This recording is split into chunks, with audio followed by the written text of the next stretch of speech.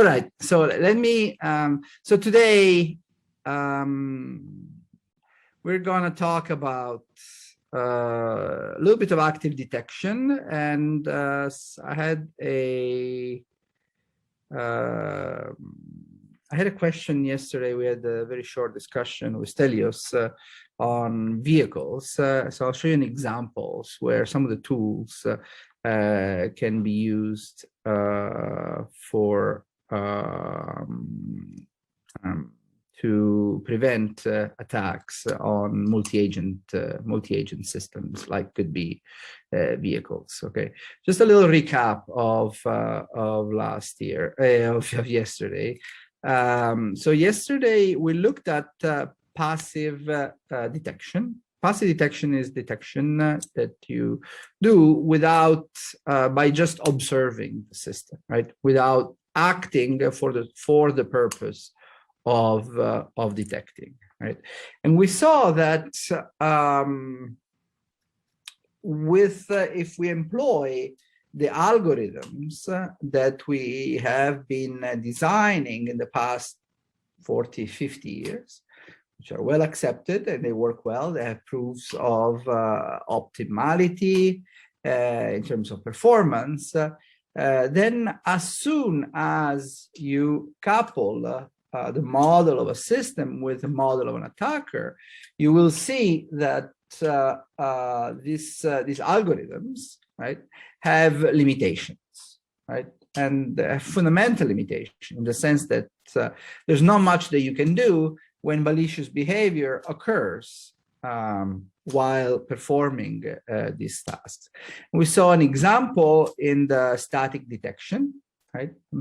Simple binary detection problem, where we saw that if some of the measurements are corrupted, then they can influence the decision made by the detector, right? And we formalized the problem, right? In the one I showed you was in a robust realm, right? If you want to look at the game theoretic version of it, just go in the literature. I will send a bunch of references, or maybe I have them at the end, I'm not sure.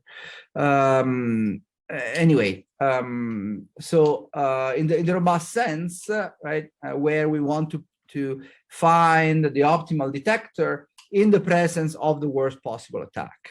Okay, that's the robust approach. And we saw that right, an attacker needs just to compromise half of the sensors in order to compromise the whole system and to render observation useless, so that the detector has to resort only on the prior.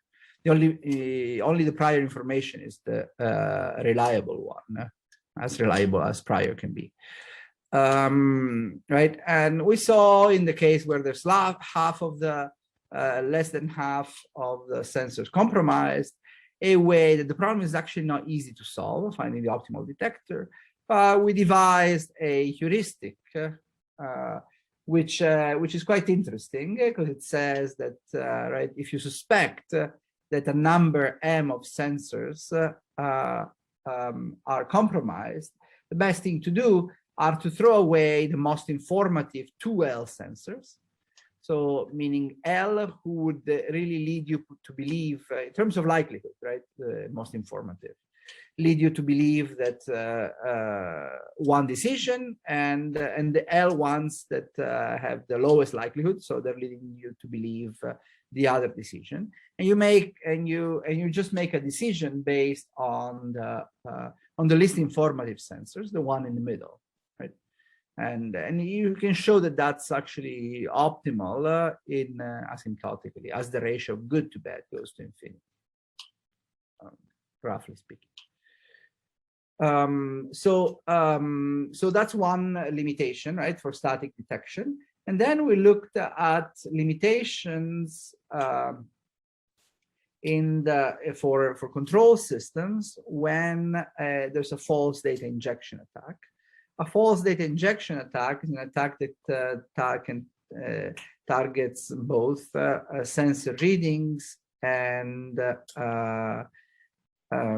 control inputs, where an attacker can interject the packets that are sent by the sensors to the control system, and the packets that are sent from the control system to the actuator. Right?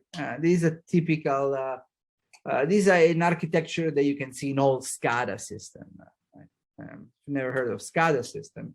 SCADA systems are the computational architecture behind the distributed control systems, behind that run pretty much every large infrastructure as we know it, right? SCADA stands for supervisory, control, and data acquisition systems, right? So you have a number of so-called RTUs, remote terminal units, which are local sensors and controllers, and those are coordinated by a master SCADA system, which is central, right? Think of the master SCADA system as the control system, and the peripheral units are the ones that receive that send the sensor readings and the inputs, right? Now, these systems were always protected by isolation or obfuscation, right? They were not accessible. They were systems that stand on their own, and all the wiring was all the connections were actually wired.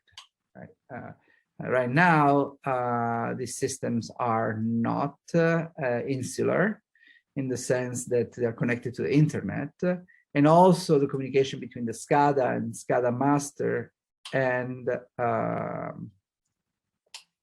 the terminal units, the remote terminal units, can follow Ethernet or wireless Ethernet or wireless HART, which is a protocol. I know some of you work on water infrastructure, right?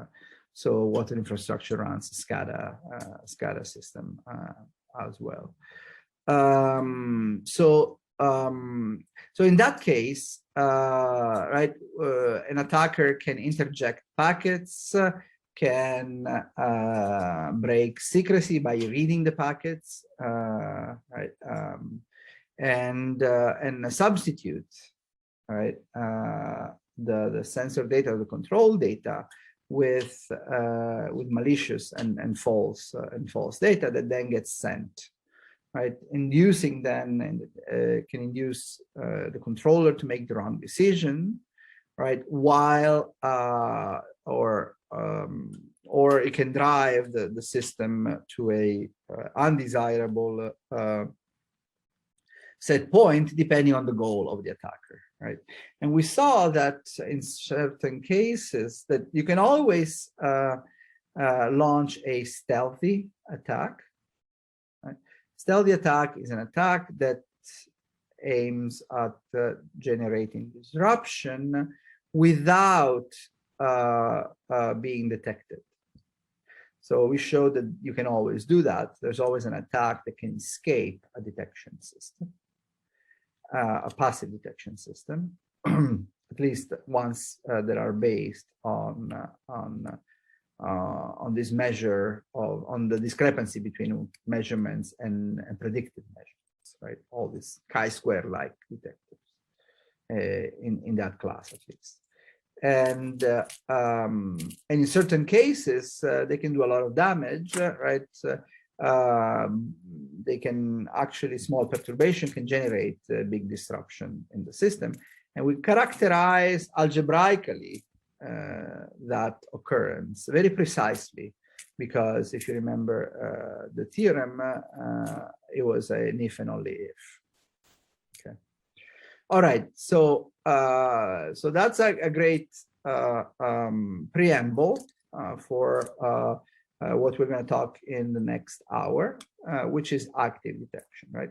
If passive detection is not feasible, or it does not yield the desired results, then we have to resort to active methods, right? Active methods refer to a class of methods where you use control inputs to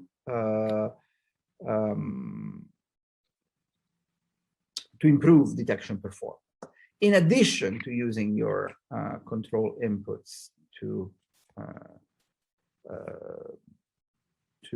actually control the system, right? These are techniques that are often used in distributed control system, right? Does anybody know the? So I'm referring to the people who actually have done work in system theory and control theory. Do you know Witzenhausen counterexample? Does anybody know that?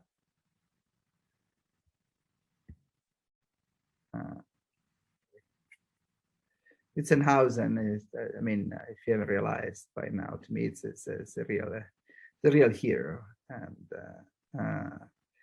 and it showed Witzenhausen is the one I spoke about yesterday about this paper on separation of estimation control. We're talking late 60s, I think. And he also, right, as a segue, it showed that, right, if the information patterns are non-classical, in this case of distributed control. So he gave this counterexample with a very simple two-step control problem, decision problem, and he showed how the optimal, given that you're in this non-classical, the optimal decision or the optimal control policy, although the problem is linear, the optimal decision is non-linear, right? And that actually triggered the interest of lots of people who have spent a lot of time talking about Tamer Bashar, talking about Larry Ho, talking about people who have actually given a very significant impact to the field of systems and control and optimization to find this optimal policy. And and it turns out that they've approximated this optimal policy. And the way to do it is to use control to reveal information that is not otherwise available because of the information patterns not being non-classical. And there's actually a beautiful paper by my former colleague Pulkit Grover on the topic, where it shows that the optimal thing to do is do a little bit of control, a little bit of detection. Anyway, so that's let me close the digression, right? So in active detection, we are going to do a little bit like that, right? And let me talk about a scheme that is now very old, but for some reason has had a lot of following. A lot of people have studied this and made contributions, which are at this point even more significant than the first one that we made, which is maybe 12, 13 years ago. Right? But I'm just going to give you the basics. Right? We're going to talk about this physical watermarking. Okay. Right. So first of all, on active detection, right? Just to formalize a bit, it allows defenders to utilize available degrees of freedom in systems in order to detect an attacker, right? I mean, detecting an attacker, as it was correctly pointed out yesterday, involves other steps, right? For now, let's just talk about anomaly detection, right? So the idea, if you have some integrity attack, right, here you can see that packets U2 of K, as an example, is intercepted in the communication network, and so is 2Y2 of K. Just to remind you, U are the inputs to a system and Y are the outputs, right? And the system is the box in blue, and it gets observed, observation of central communication network through a, this can be easily, you can see it as a computer, right? That runs all these algorithms, right? And produces a detection, right? Or this failure detector, and through the state estimator and controller, they're used to design control inputs into the system, right?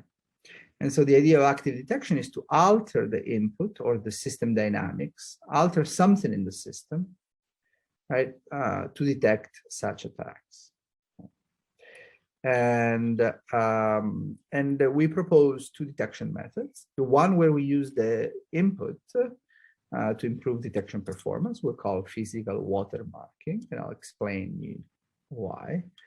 And the second one, which involves acting directly on the dynamics of the system, if this is available and possible, we call it as moving target. The idea in both cases is to perturb the system in a way that cannot be predicted by the attacker, right? So that the attacker cannot maintain a accurate view of the system, and therefore cannot reproduce outputs which are consistent with the operation of the system, which is exactly what an attacker was doing in the cases of passive detection, right? If you remember that three-dimensional space where we put the where we place the attack, yeah, the ultimate attack is the one that acts on the system because it wants to disrupt the system and changes the sensor outputs, right, to values that are consistent with what the controller had designed as inputs, right? So it builds a copy of the system as if it was operating normally, and will show this copy of the system to the detector, who will not trigger any alarm because everything seems to be working fine, while the real system is actually following a completely different trajectory. Okay, I hope this is clear.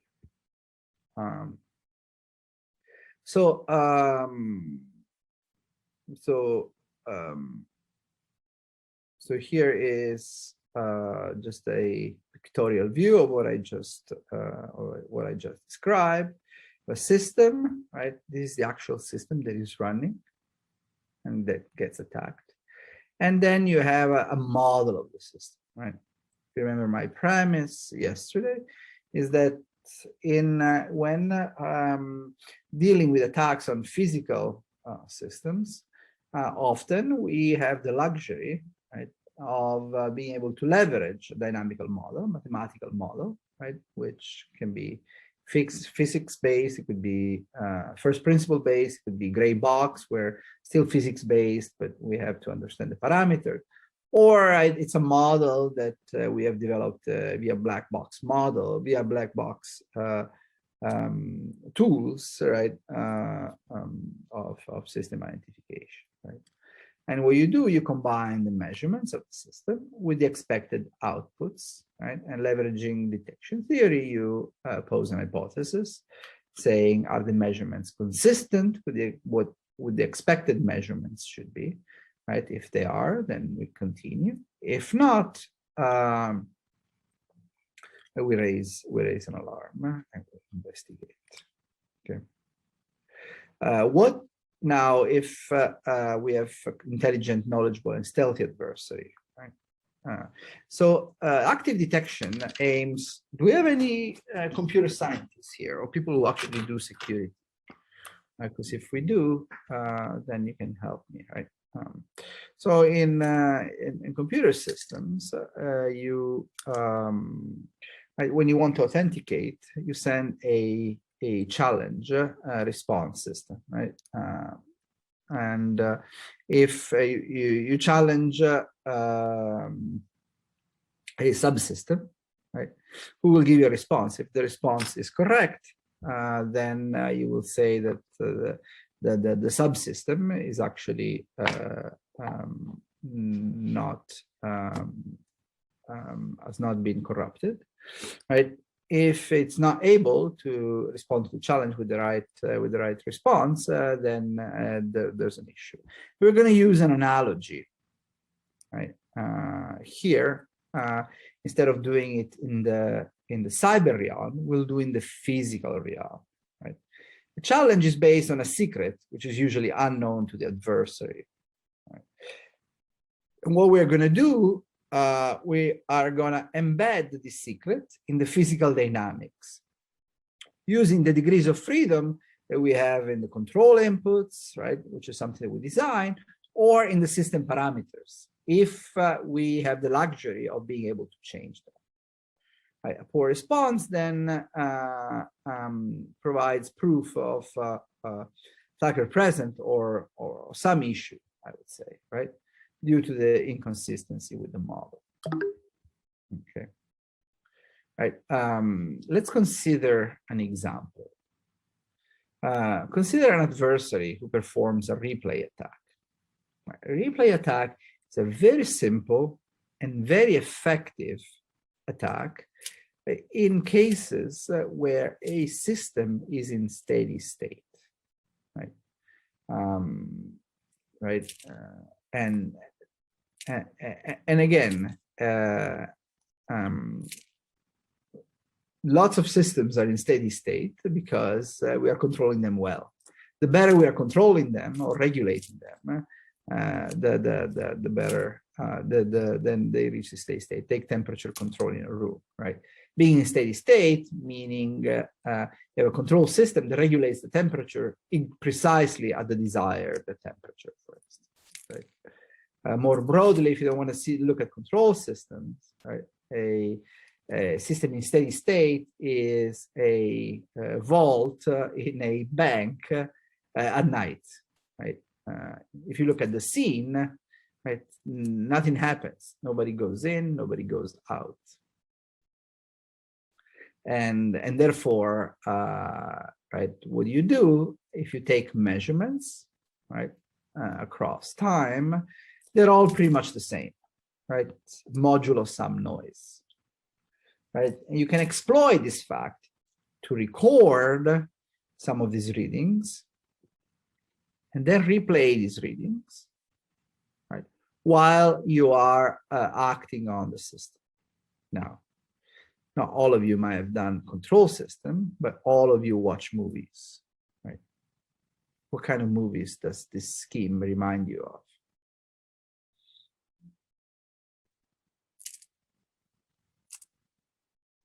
Okay. Ocean.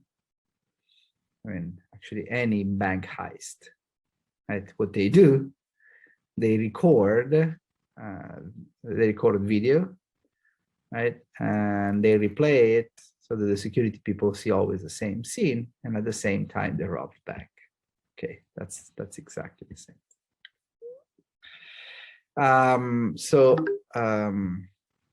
Hold on.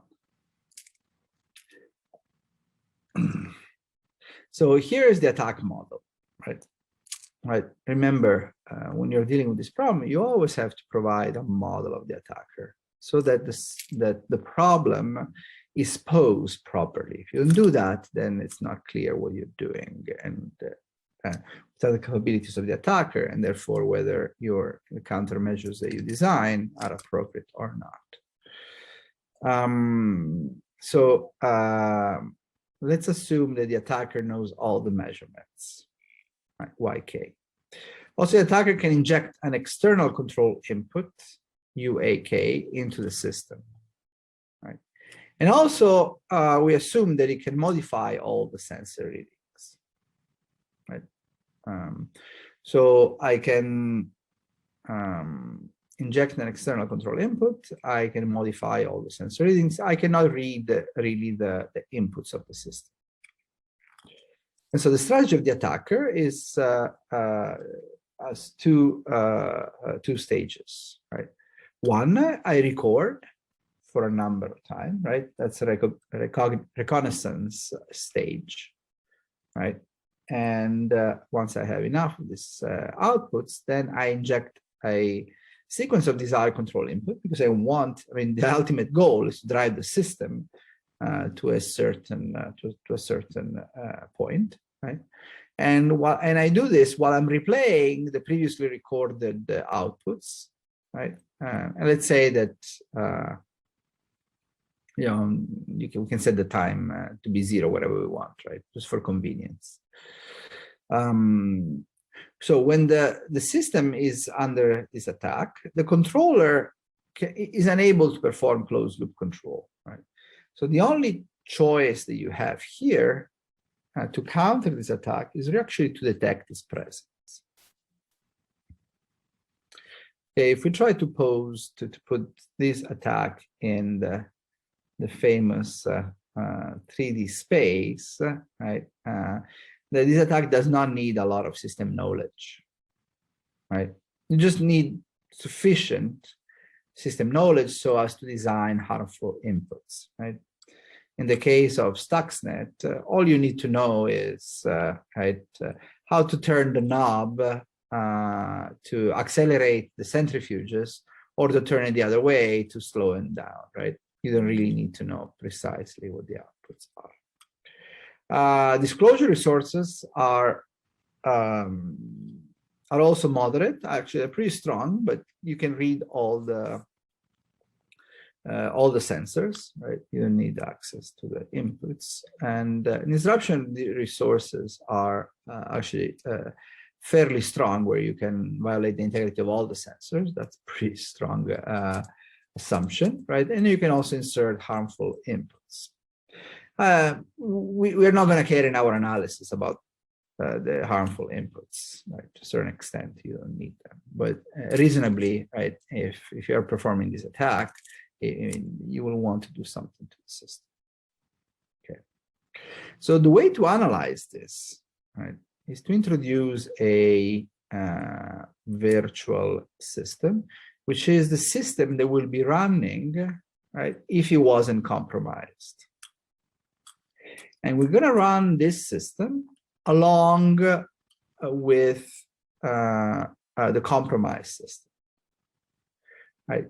If the two look the same, right, then I will not be able to detect, right?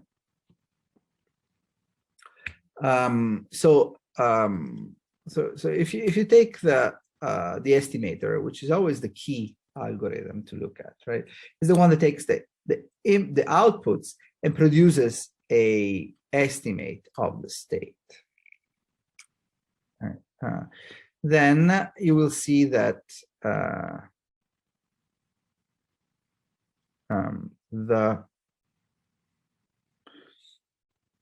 residue, right, the ZCK in the compromise system, or the innovation, which is always that element, that variable that we use to detect, right?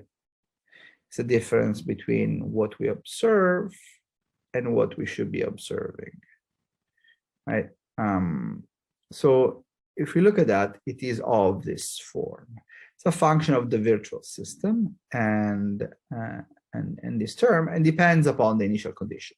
Initial conditions are the conditions when we switch, right? When we start the replay. And so what you can show is that this is not the A of the matrix, a calligraphic A, which is nothing but this, right? And it's a combination of the system matrices A, B, and C, right? Dynamic matrix, the input matrix and the output matrix, right? And of our control design, right? Where L is the feedback law and K is the gain of the filter of the estimator. So if this is stable, right, then the second term of ZC will go to 0. So the effect of this switch, right, will die down.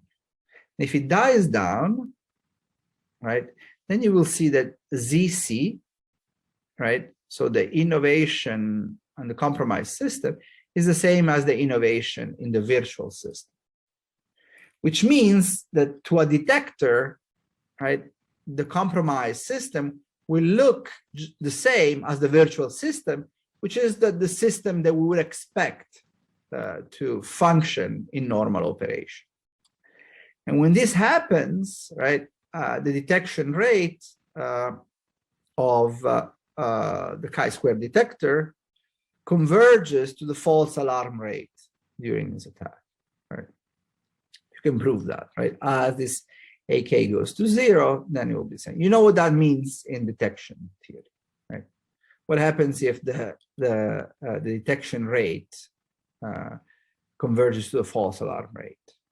What can you do with the detector? You can put it in the trash bin. It's non-informative. If, on the other hand, this matrix is unstable, right, then the detection rate will converge to 1.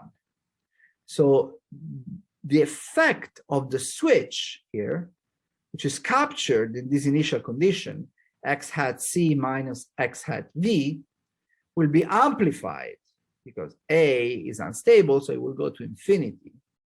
Right? And therefore, you'll be able to reveal that through a chi-square detection that the residue in the compromised system is very different from the one with the virtual system, which will reveal the anomaly. Right? Unfortunately, in linear algebra, product I mean, the eigenvalues of the product of matrices is not the product of the eigenvalues. Otherwise, we characterize this pretty well, given that this is the feedback law, which I assume will be designed to be stable, right? And also, this is related to the estimator, stability of the estimator. So, so one thing that you could do, right? When you design L star, I mean, what you can design is L star and K and K star. We could design them. We usually design them for performance, if you remember, right? In the examples that we had yesterday, K was designed through a Kalman filter, and the Kalman filter is the optimal estimator, so it was designed to minimize the variance of the estimator, right? And L was designed, we designed through an LQG, so it was designed to minimize the cost of control, right? Meaning minimize the so get the system as close as possible to the desired operating point, and trying to minimize the energy that is needed to do that, right? So pure performance based, right? So here the prescription in order to make the detector functional under this replay attack would be to include in the design, right, this constraint that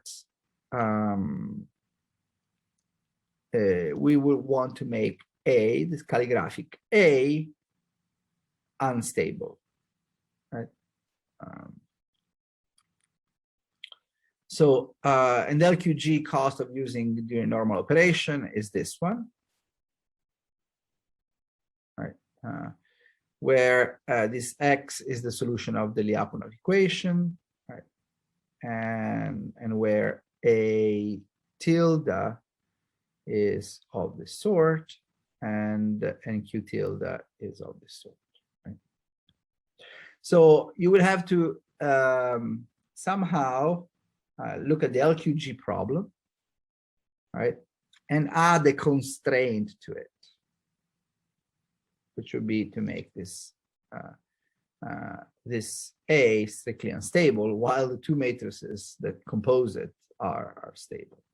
Okay, that would be one way to do that, right? Which is not an easy way, right? But so that you can see already that this, if you put security requirements into performance, you are already performing a trade-off, right? Performance is not just the key element now, but security is. Okay, another way to do this would be what we call physical watermark. And let me try to explain this with an analogy, so that if you don't care about the math, still you can go home by having an idea of what we are doing. Okay. Assume, right, and this is again an analogy, and that's how it should be seen, that the sensor, this is the output of a system, right? The scene on the top left, which is what you would see with the optimal inputs, UK star. By optimal, I mean the one that are designed strictly for performance that will come out of as the output of an LQG design. Right. And let's say that on top of this optimal inputs, we add a perturbation, small perturbation, which we call delta UK.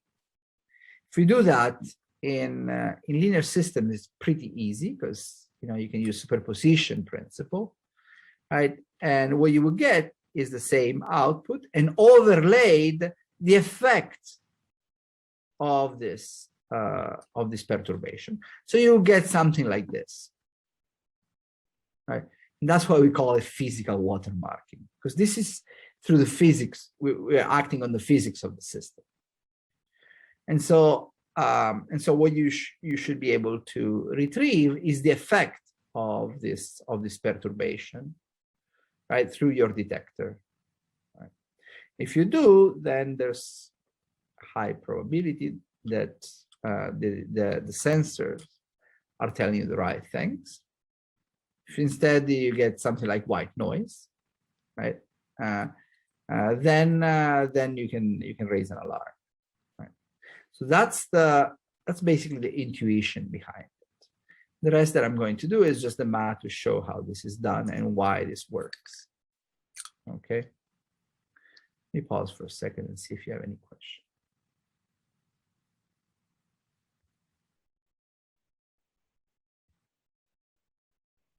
All right. Next. So in order to detect this replay, as I said, you can change the control law. It will change it in such a way, right? Let's say that we designed it through a LQG, right? Therefore, L star is the optimal gain and infinite horizon of the LQG, and we add this delta UK. And how are we going to design this delta UK, right? Let's not use any design principles for now. Let's just use our intuition, right? First thing that you would do, right? You want to make it random. Otherwise, an attacker can actually learn. Learn is the new word, right? You cannot use identify anymore because identify it's not cool. While learning is very cool. You can learn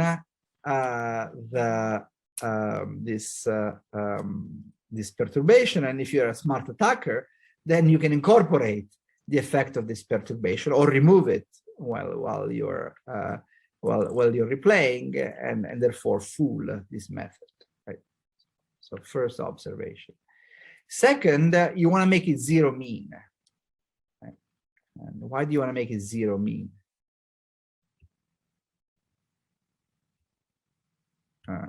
Oops, sorry. You want to make it zero mean because if you don't, the system will drift. Right? You will basically insert a bias into the system, and the system will drift from its desired operating condition. Okay. Instead, what you want to do, you want to perturb it around its operation, around its operating point. That's why zero mean is important, right? And then you want to put some energy into its perturbation, which is characterized by this covariance. Right? And since we don't know better, we're going to make it IID because it's simple. And we're going to make him Gaussian. Why not? Okay. And this is a design choice, right? Which is not corroborated by any design principle. It's just intuitive. But bear with me, we'll get to the design portion of it. So the watermark is like a timestamp, right? So if the system is operating normally, then the output and this perturbation should be correlated. On the other hand, such correlation does not exist when the replay begins. Right? They're not correlated anymore.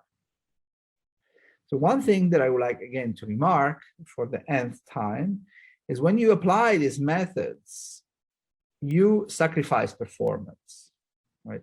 And it's very clearly and beautifully visible in the case of LQG. Right? LQG, remember, you have a cost, right? Which is this quadratic term composed by x squared and y and u squared, right? You minimize this cost by designing the right control input, and you get this cost, which is J star, which is due to this L star x hat of K, right? If you're adding an extra input, you're incurring more cost for two reasons. One is because you're putting more energy into the system, so your control effort increases, and the LQG was trying to minimize that.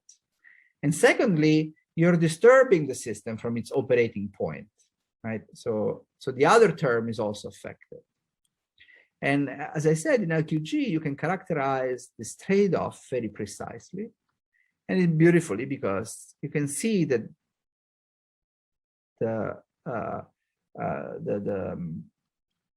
penalty that you pay is proportional, linearly proportional with Q, which is the covariance of the signal, right? Which is the you can see as the energy. The more energy you put into the system, the higher the penalty, right? Because you basically wiggle, or you make your system oscillate around its operating point more and more as you perturb it.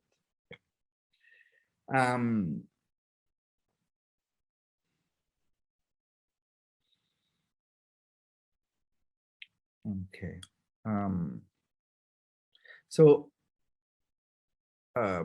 How do you design the Q? Is the only parameter, basically, because the thing is zero mean, and because mean and covariance in a Gaussian characterize the whole Gaussian. Okay.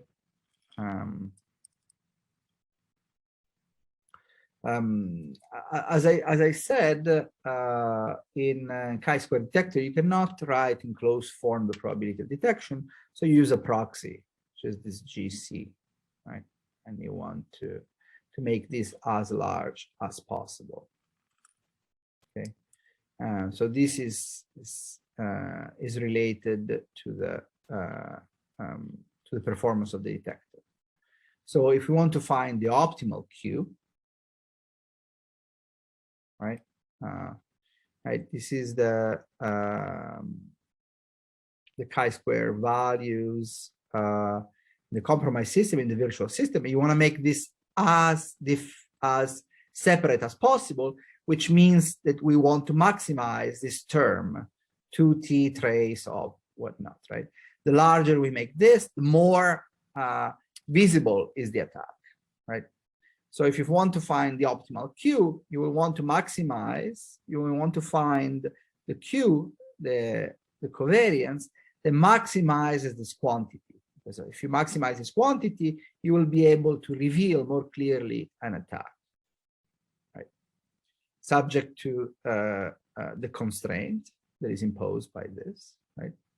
You have to find something that is consistent, right? And subject to a acceptable decrease in performance. If you go back, right, this is the decrease in performance, this trace, right? And you want to put a bound into it. Because if you don't, then all I care is about detection, then I'll perturb the system infinitely, and I will be able to reveal the attack, but then, you know, I will at the same time render the system unusable, which might be the goal of the attacker. Is this optimization problem clear? If not, feel free to intervene, right? So if you don't care about the math, all right, you can read it, right? I want to find this covariance, this perturbation, right, to maximize my detection performance. You can read this trace as the, can you see the, actually in Zoom, can you see the cursor moving, little arrow?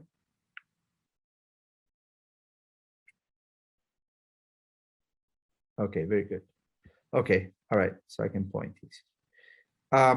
So this maximize detection performance, subject to forget about this, right? Because right, subject to maximum loss of performance being less than theta.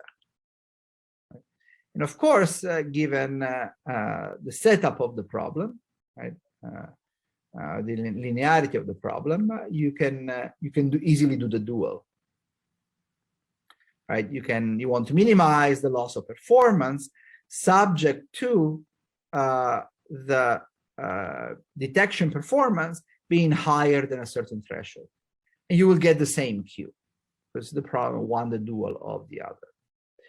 Turns out, very interestingly, that the optimal Q star, right, it is of this form. Right. So where omega is just a vector. Right. So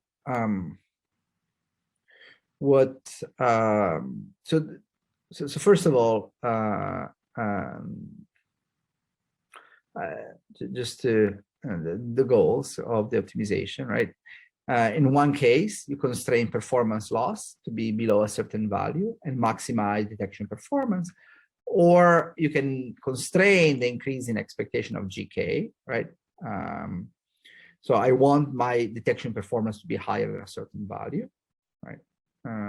While I'm minimizing the loss of performance, okay? So these two problems are exactly the same.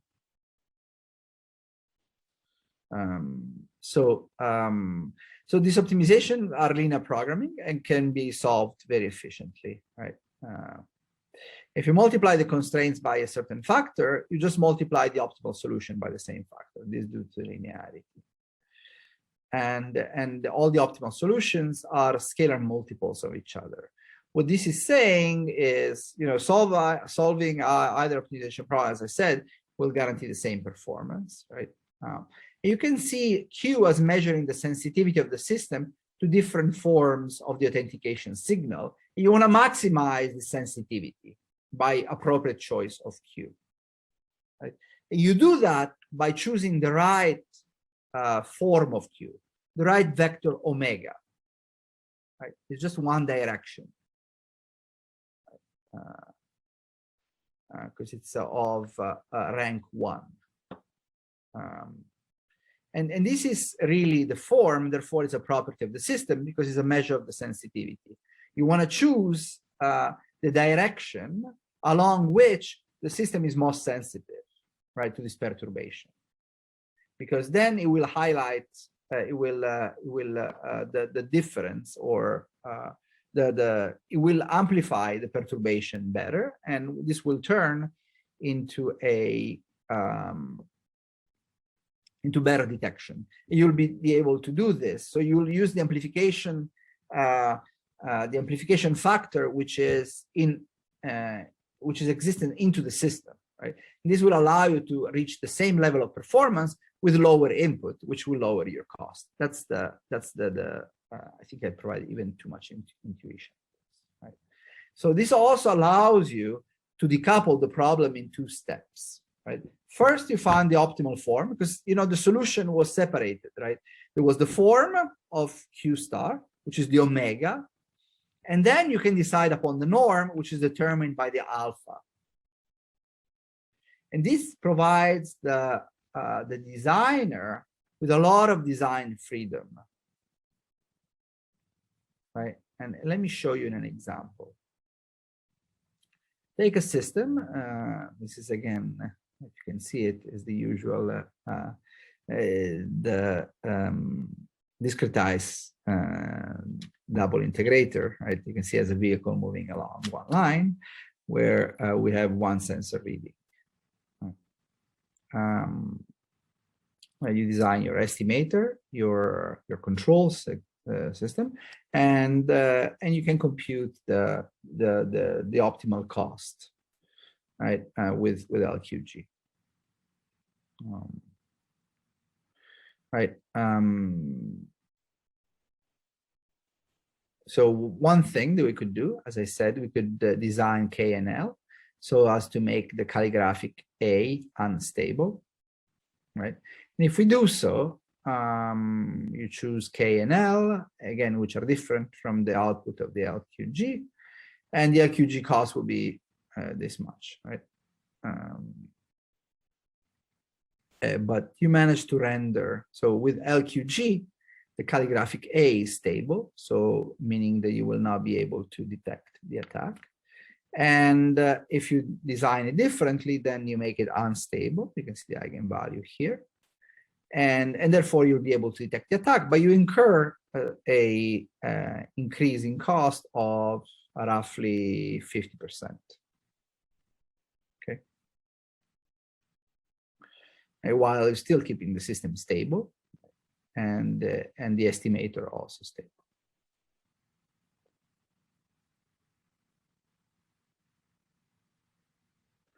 Right. And so here you can see the detection rates, right, as a function of time.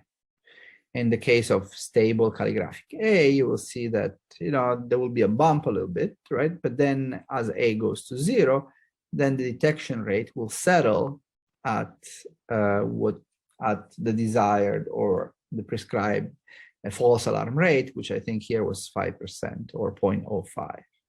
If you design the unstable A, you can see that asymptotically you'll be able to reach a detection rate of 1. Okay. So let's see with physical watermarking. And we'll do it with a scalar system because the plots come out better. Right. So if we do physical watermarking on this system, then we add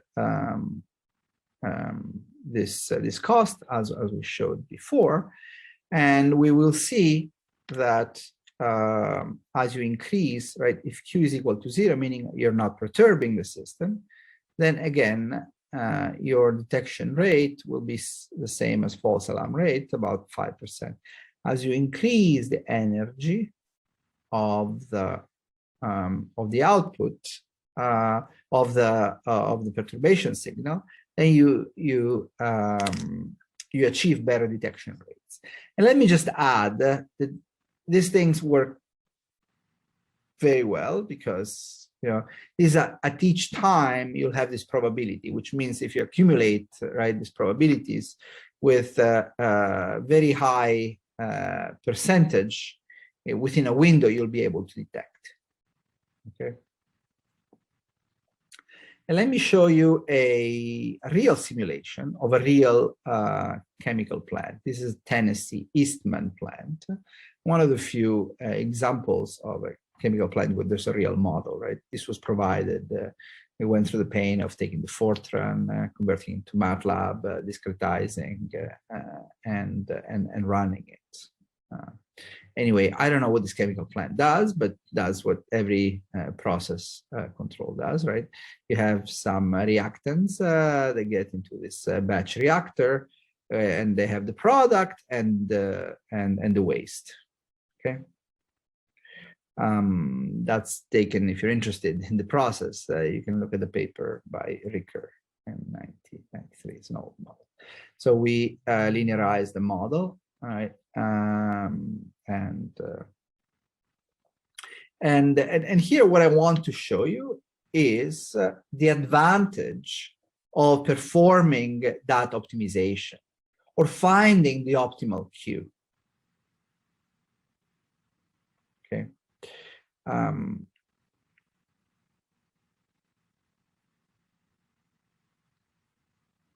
As you can see, right, if you pick two different Qs, right, which have the same magnitude, right? So they induce the same loss of performance. By picking the right one, right? So by moving along the direction where the system is most sensitive, you will get a performance increase in detection rate of about 10, factor of 10, with the same loss of performance. Right? So it's really worthwhile doing a little bit of math in this case. Right? This delta G over G is the fractional increase or the normalized increase in GK in the two cases. And the results are, I think, self-explanatory, I hope. Right. So the other thing is that, right, if you're a designer, then given the really benign and nice nature of that optimization problem, as I said before, what you could do is find the optimal form. If you don't know what, right, if you can handle different losses of performance, or if you want to characterize the trade-off, you can do it beautifully here, right? So you divide the problem in two. You find the optimal form of Q, which is given the linearity of the optimization problem is what it is, regardless, right? And then what you can do, you can turn the knob as a knob, and you can increase or decrease the magnitude or the norm of Q, which is again one parameter. And as you do that, you obtain different ROC curves. ROC curves is a curve that relates the detection rate with the false alarm rate, right? And I'm going to test, right? Ideally, where would you want? How would you want this curve to be?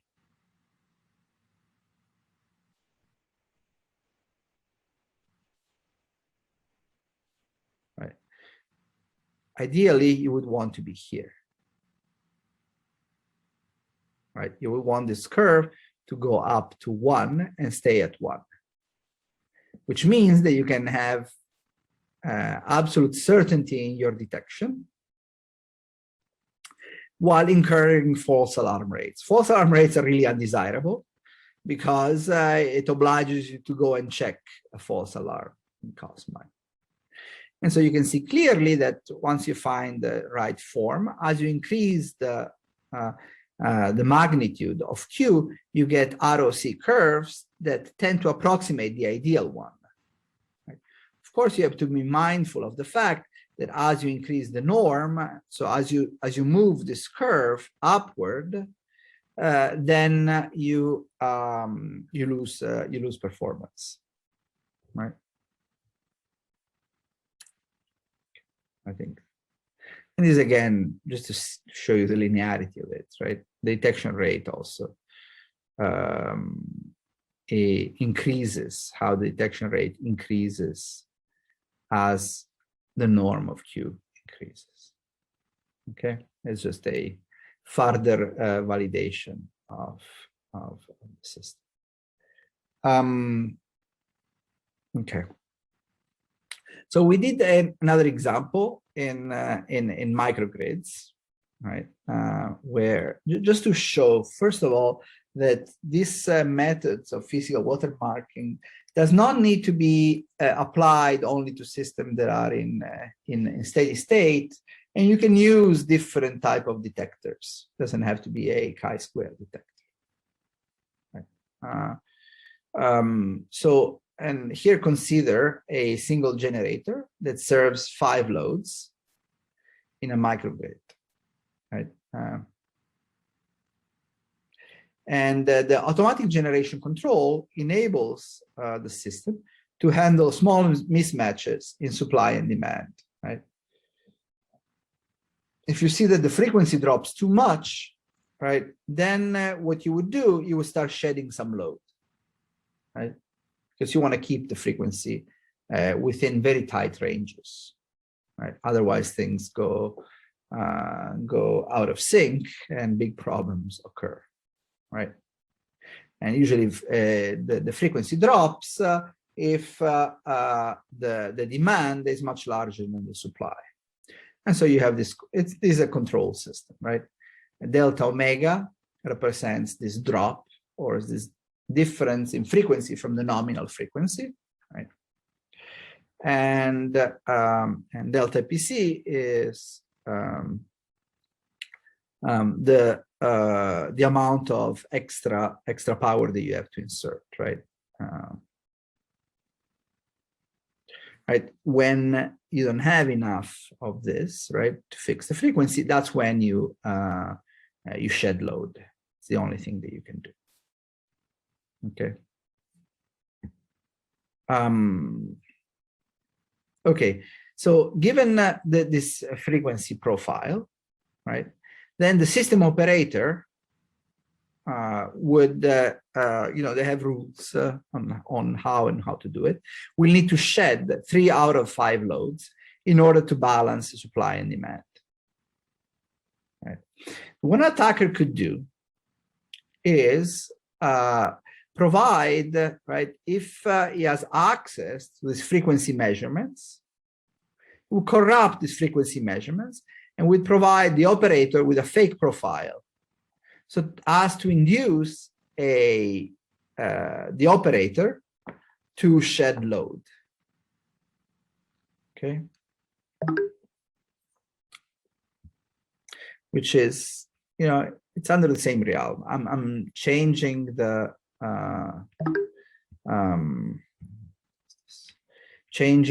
output of the system so as to induce now the operator to make a decision goes to my advantage, right?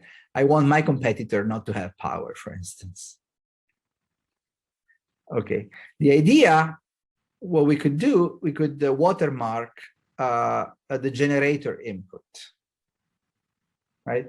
Add a little bit of perturbation to the input of the generator, delta PCA. Here, a chi-square detector would be ineffective because it would mark a fault as an attack as well, right? We'll have no way of distinguishing. And so here the approach is to simulate a virtual system with a chosen watermark and use a correlated detector, right? If the correlation is above a certain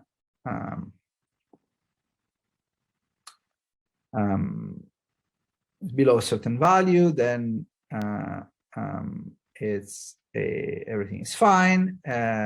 If otherwise is an attack, and so you would expect a positive cross correlation in the case of a fault, and no correlation in the case of an attack, because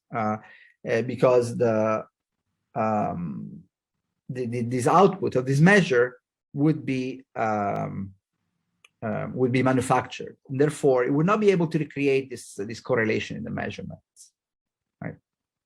For instance, if there's a fault and therefore that drop in frequency is actually legitimate, right? You will see a positive correlation during it, right? If instead that is manufactured, then you will see a 0 correlation. You can see it here, right, during an attack. Okay, and so that will be able to reveal the difference between the system and the attack. This was just to say that this idea of physical watermarking, while was developed in the specific case of a replay attack, right, needs not to be constrained to it. It's a general, I would say it's a general and very intuitive, if you allow me to say, way of doing active detection. Okay,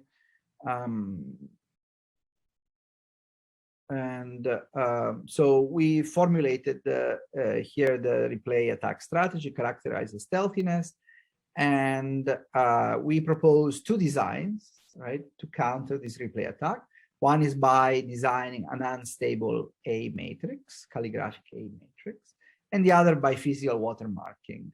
And also we formulated the optimization problem to design this watermark. And we had two examples, right? One in process control, they use this chi-square detector, right? And also we showed that you can apply physical watermarking in cases where the output is not constant by using different type of detectors, such as in this case the correlation detector. Okay, I think this is a good time to take a break and to open it up if anybody has anything to say. Meanwhile, let me see what's up. All right. If you don't have any question, I suggest that we take a 15-minute break, right? And we start at about 30 past the hour, whichever hour is in Cyprus. What time is in Cyprus, actually? 9, it's 8 hours, maybe. 9 and 8. 70. It's 5:15. Let's see. I get 5:15. Yeah, I was right. All right. Then it's time for coffee. Or I don't know. Cyprus was there's a British influence. I don't know if you drink tea there at 5. But anyway, I'll see you guys at 5:30 your time.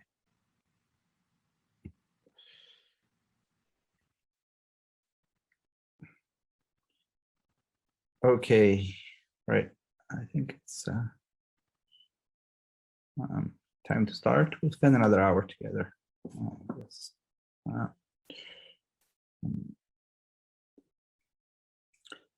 should be sufficient. And but if you want to know more, I will share the slides, and which will be a superset of what I'm talking about.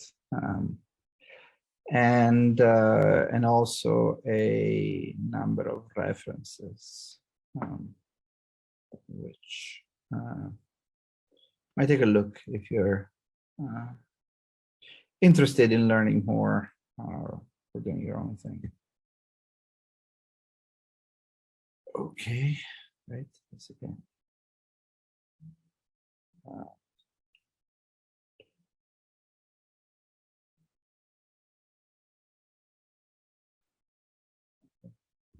This trick again of doing this and sharing again.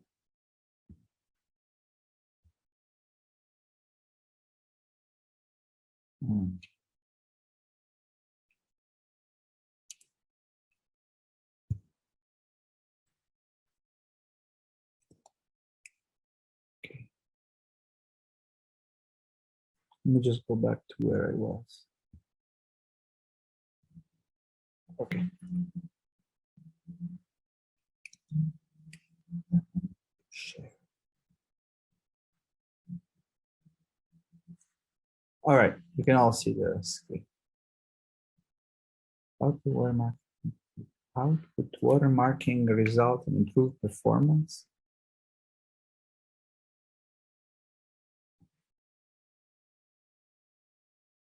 Output watermarking, meaning changing the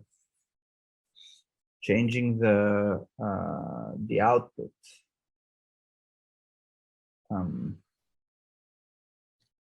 Yes, I was wondering if this could also be an option, because if I understand correct, an attacker affects the communication between the sensor output. So would watermarking be also an option in the sensor output? Oh yeah, absolutely, right? You have to set it up in a way that it's also reasonable, right? Thing to do, right? Usually, right, you will consider. So first of all, you're saying that you can make your your sensor reading secure, right? And that the channel between the sensor and the system per se is secure, right? Because if it's not, then then the attacker could interject that. Then it could also be physical, right? I mean, an attacker might affect the communication. Ah, I see. Yeah. I think duality theory should help there, right? To a certain extent, with the difference, and I think that's what you're hinting at, that it costs energy to change an input. It doesn't cost energy to change an output. Exactly.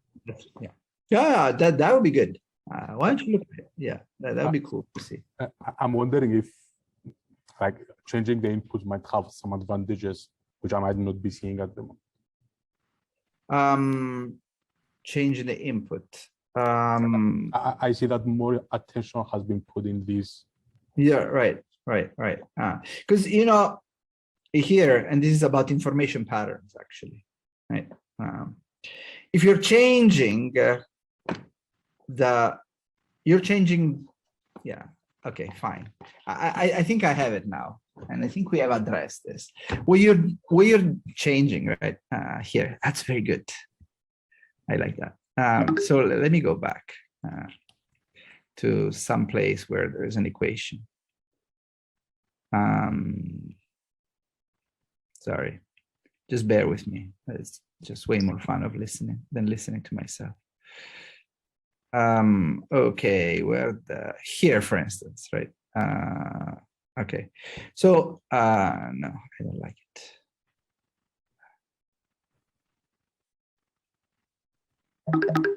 Oh, that's it. I don't have one. Anyway, so if you look at the output map, right, it's y equal to cx plus some noise. You're saying I'm going to change c. Yes. Right. Not necessarily, maybe additive. I may keep c and then add something on what I perceive as y, right? Well, it's the same thing, right? Not necessarily, because it might not be state dependent. Yeah, changing C is not state dependent. Changing C, the matrix C. No, I mean the output the change in the output might not depend on the states. Could it be that you're changing V, the equivalent of the measurement noise? It could be like this, or it could be just like a multiplication of some output, or just some random like burst.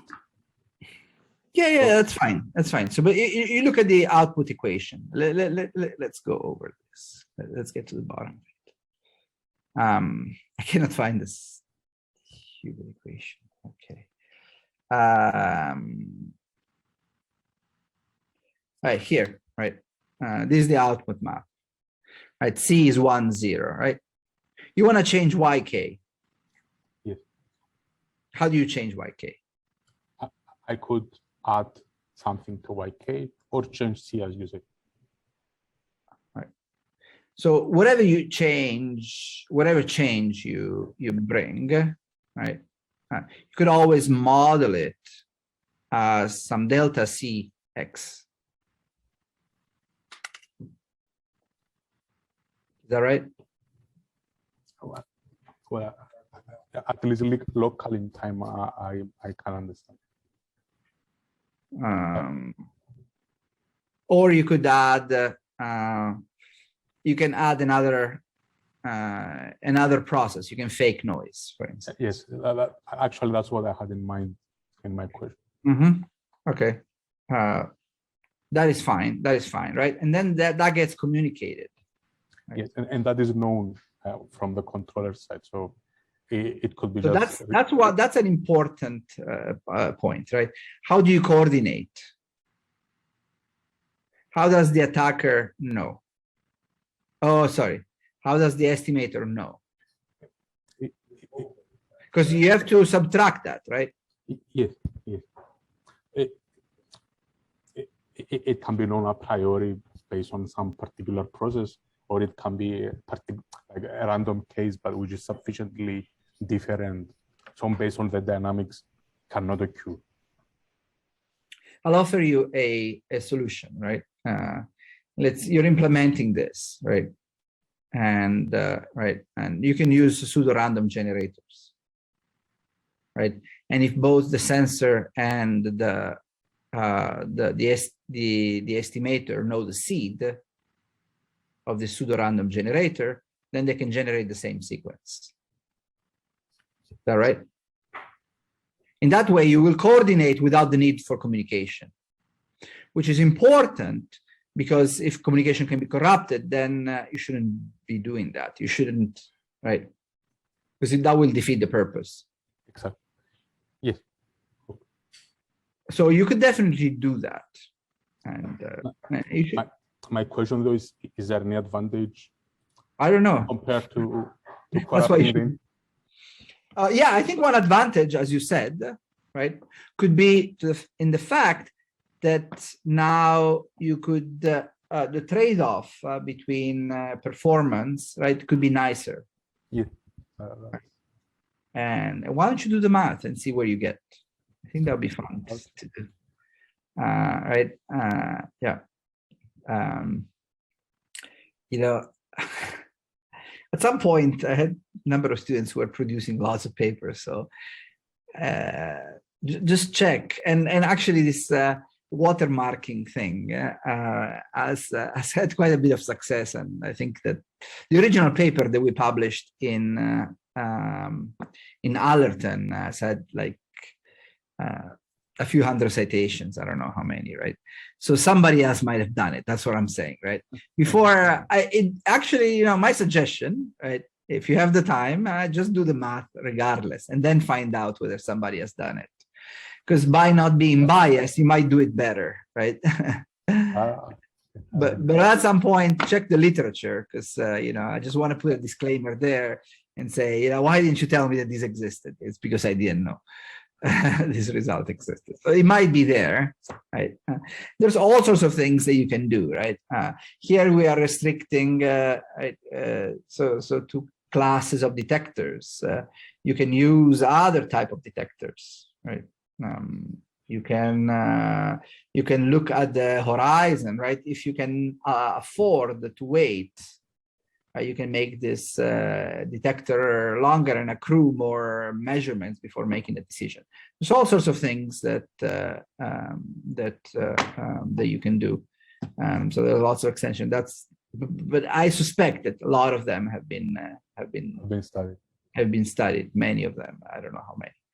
But still, okay. Still, I'm looking forward. I will remember you, Andreas. Thank you for yours.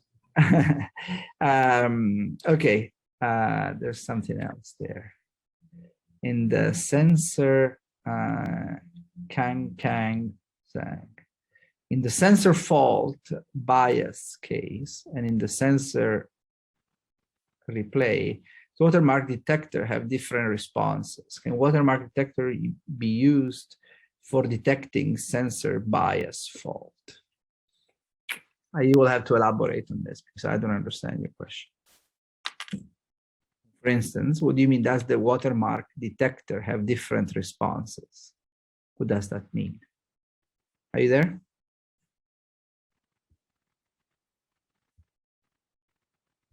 Where's Can?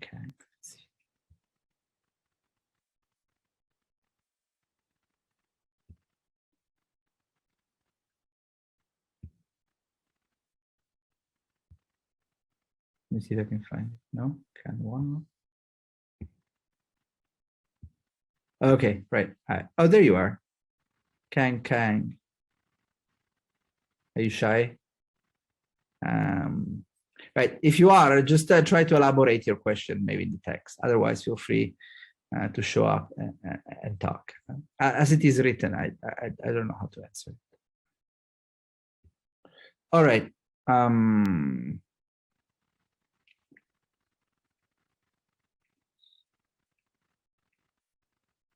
Okay, let's do just one. I will spare you the math, but some extensions to go back to your question, Andreas. So, for instance, one thing that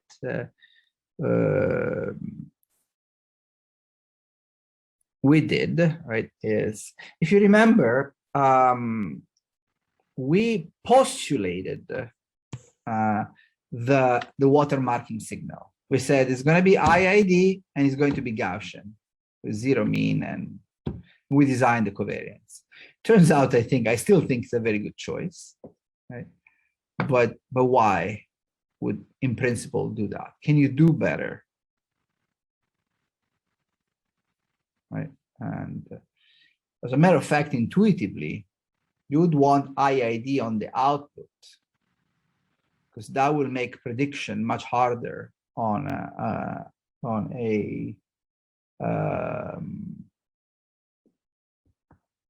an attacker, right? Not at the input, right? So if you were to search for the optimal perturbation signal through larger classes of processes, which might be correlated, right? Then you would have to look at the covariances of the relate, right? Delta UK with delta UK at some other plus D, for instance, right? Where you have this gamma of D, right? So what you could do is choose to generate these watermarks from a hidden Markov model.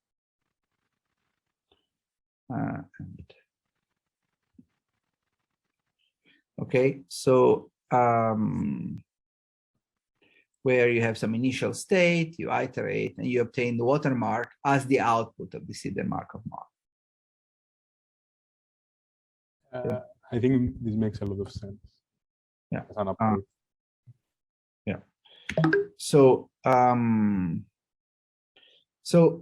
and also, you know, any autocovariance function, because actually that's what you want to do, right, can be approximated by a hidden Markov model for large enough state. Right? While the hidden optimal optimal hidden state is low dimensional. Right? In this work, right, we want to quantify performance as a result of watermarking due to this additional LQG cost, right?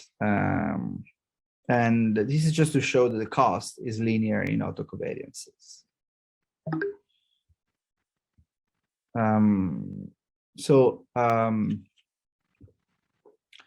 In terms of detection, right, the residue follows a Gaussian distribution, and if in H1 will follow a different distribution, right, where you have different mean and covariance, where this can be computed in the following way.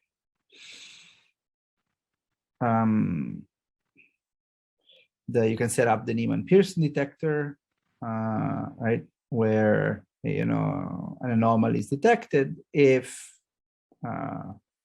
this condition occurs, right? Otherwise, H0 is accepted.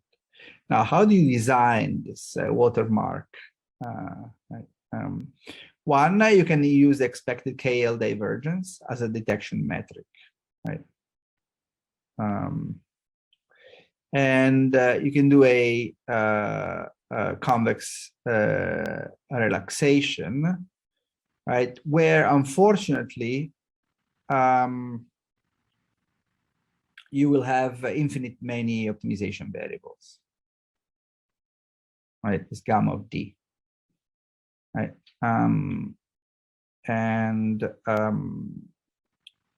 You can show that this convex relaxation, right, is monotonic in upper and lower bounds of KL divergence. So it's a pretty good one. But the problem is that there is this issue of infinitely many optimization variables. Right, so the idea here that we follow is to convert to the frequency domain using this theorem that was obscure to me, but my student found. It's called Bochner Theorem, which says that the autocovariance function of a stationary Gaussian process, gamma D, is the autocovariance if and only if there exists a unique positive Hermitian measure of size P by P, such that gamma D is just the integral of this. Right? And so this allows you to take this formulation in time where D, right, having this D that varies gives you infinite many variables in the frequency domain where it's better characterized, right? Now you're maximizing over two quantities, right, rather than an infinite number of them, subject to the constraint that they come from this conversion, right? You can find a solution, which is actually pretty nice solution in the frequency domain. You can make all sorts of relations with harmonics here, which we have not done, right? Basically, I think that's aside from helping us in converting, I think you can make some parallel with frequencies, right? Well, all that I want to show is, so this is a paper that we published in, so as I said, the original watermarking paper went out just in Allerton. Then we had a longer version in the Control System magazine, I think, where we included the design of correlated watermarks. So what you can see is that, first of all, if you use the stationary watermark, a certain row, then you get a better detection performance for the same loss of performance. Right? So you do better by doing so. And also in terms of improvement with respect, if you look at the ROC curve, given the same loss of performance, which we keep constant here, we get better ROC curves, so higher ROC curves. In particular, right, while this doesn't look very large of an improvement, you have to look at improvements at very, oh, no, this is already, yeah. Improvements at very low false alarm rate, right? It's 5%. This is a very significant improvement in performance, right? And if you do it percentage-wise, and in the double digits in terms of improvement. Okay, so the reason I'm sparing you is that the math is fairly complicated, and I don't think it adds much to the discussion. And if you're curious about it, just go and read the paper, right? But it was important for me to remark that what we started, although we started with an arbitrary choice of the watermarking input, which I still think is a very reasonable one and very simple one.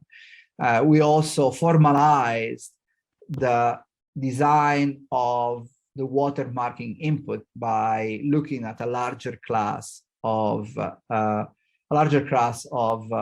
stochastic processes that have correlation, which shows that it actually is a better thing to do, right? As expected. Okay. So going back to the replay attack, right? This was a fairly so the attacker did not need a lot of information about the system, and in terms of disclosure resource, you can read the sensors, but we always assumed that the inputs remain secret, right? So we did some extension here where we decided, the aim is always to model a stronger attack model and finding countermeasure that work against the stronger attacker, because so in this way you catch a larger number of attacks, right? And so what we increase the power of of the attacker by providing access, model knowledge, and access to the actuator. Okay, knowledge of plant of controller, and now not only can read all the sensors, but it can read a subset of the inputs. Right. Remember that if you can read all the sensors and read all the inputs, then basically what it can do, even if it doesn't have system knowledge, then as long as the inputs are persistently exciting, you can always learn a model, and therefore it can perpetrate a covert attack against which there's nothing that you can do. Right. So here we just give access to a subset of the inputs. Right. And so we perform all sorts of analysis that I will happily spare you. Right. This is the attack model. Right. That is different from the one that we had before, because now not only has access to all the outputs, but he has access to some of the inputs. Right, and what I'll show you is just some of the results. Right? You will see, and that it's pretty natural, right? That as we give more and more. So first of all, right, even if we give one readable input in the and if we use the replay design, right, which doesn't take into account the fact that the attacker has access to the input, then our replay design will not work. And this is what the black curve shows. Okay, right? If you use this a scheme that takes that into account, and is what I spared you from the analysis. What I want to show is that, first of all, you can devise a new scheme that is able to counter an attacker which has access to a number of inputs, right? And what you will see is that the detection performance is higher or decreases as the attacker has access to more and more inputs. Okay, that's the message that I wanted to pass. That's all. Right. So just to summarize, right? We try to remedy this arbitrary decision of picking an IID stationary Gaussian process to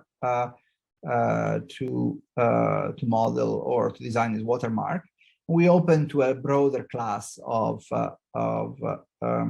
watermarks, right?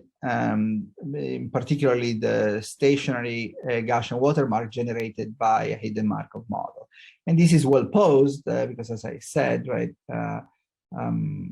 it's autocorrelation can be modeled by this HMN. We showed that actually, indeed, by removing that assumption, you can design more effective watermarks, right? We showed that it outperforms IID watermark. And we showed also that watermarking can be useful, again, outside of the replay, right? In particular, when the attacker has access to a subset of the inputs as well, right? And so we consider this robust watermarking design. Okay, let me talk about a different method of active detection, which to me is much more powerful than watermarking. We call this moving target. So let me just go back, right? If you're in a situation where you provide an attacker with all disclosure resources, namely the ability to read all sensor and all inputs, right?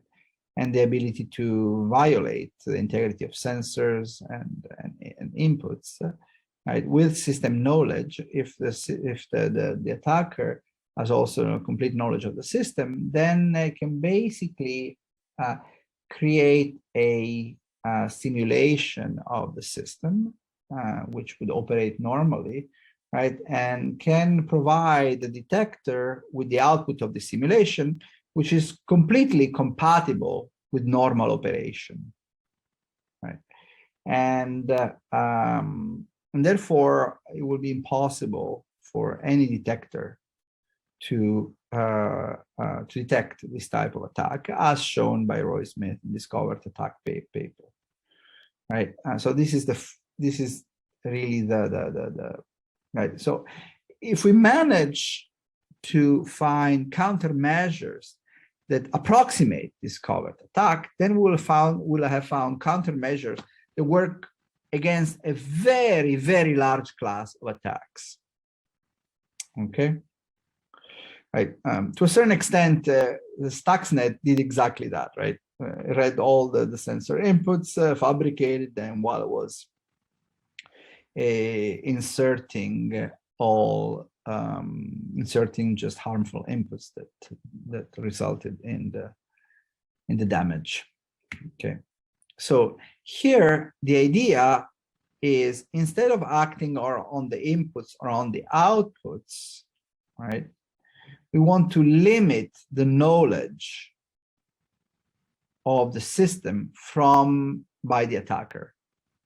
Right? If we do so, we can, and if we effectively do so, right, we can let the attacker corrupt all the sensors and all the inputs, and still being able to detect the presence of this attack. Right? It's quite remarkable, right? Because the intuition is that once you give all this real-time information, then an attacker can identify the system, and after it identifies the system, then basically can manufacture sensor outputs which are just good for the detector. Right? So this would if we conceived a method that could be effective in spite of providing the attacker with all the sensor and all the inputs, very, very powerful attack, and with the ability to violate the integrity of inputs and outputs, then we will really approximate this covert attack, right? And this is what we are doing with this notion of moving target defense. Right. So the idea would be, again, as I said, if I have all the inputs and the outputs, even if the attacker doesn't have system knowledge, he can probably identify a model for the system, a good enough model for the system. So the idea here is to design the system to prevent the attacker from being able to identify the system. And we can do this in many different ways, right? And the approach that we are following is to design the system to have time-varying dynamics. Okay. You can achieve this in two ways.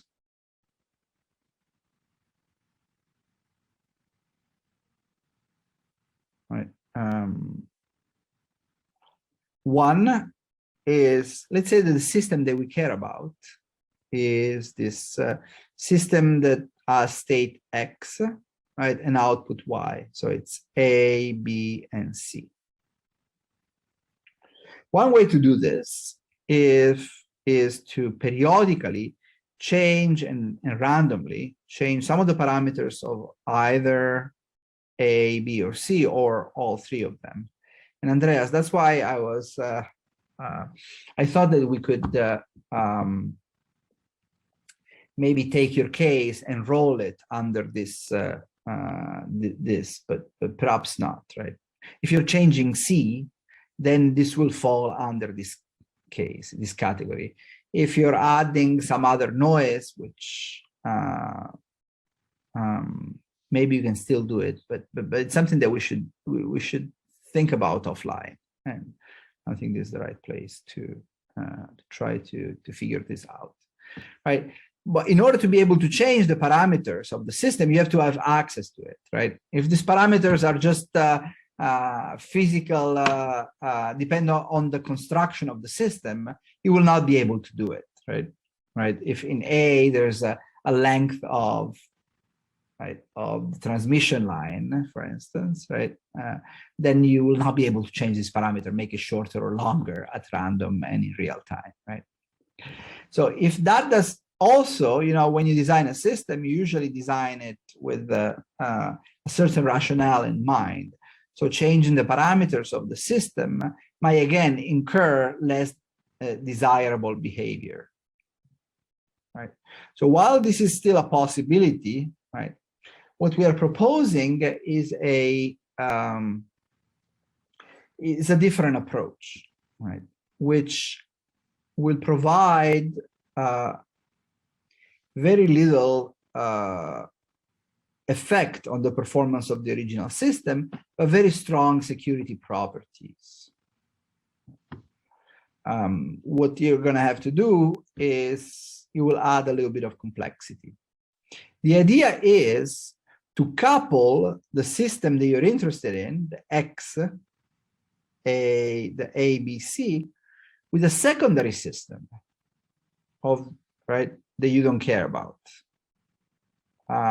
where the secondary system, C as A to K, depends upon the primary system,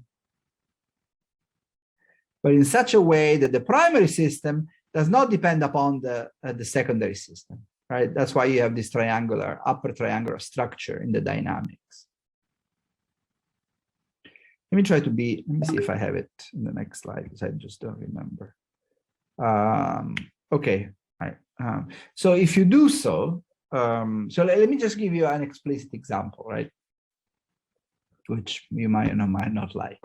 I take a motor, they take a generator that is spinning, right? That's your primary system, a power generator. The idea of appending a secondary system that you don't care about, right? What you could do, you could attach a, for instance, a small friction, very small friction to the system, right? This, right, where this friction then produces a temperature profile, right? Because it heats up. Right? And you can see that the output is really this temperature profile, right? If you have a very large generator, you put a very small friction, you could claim that friction has very little effect on the generator. So, and that's why this is 0, right? But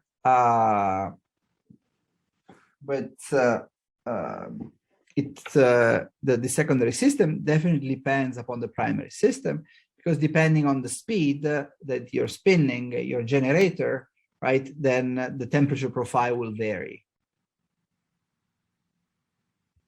Okay, right. So so X hat and X tilde and Y tilde definitely depend upon the primary system. So this is non-zero.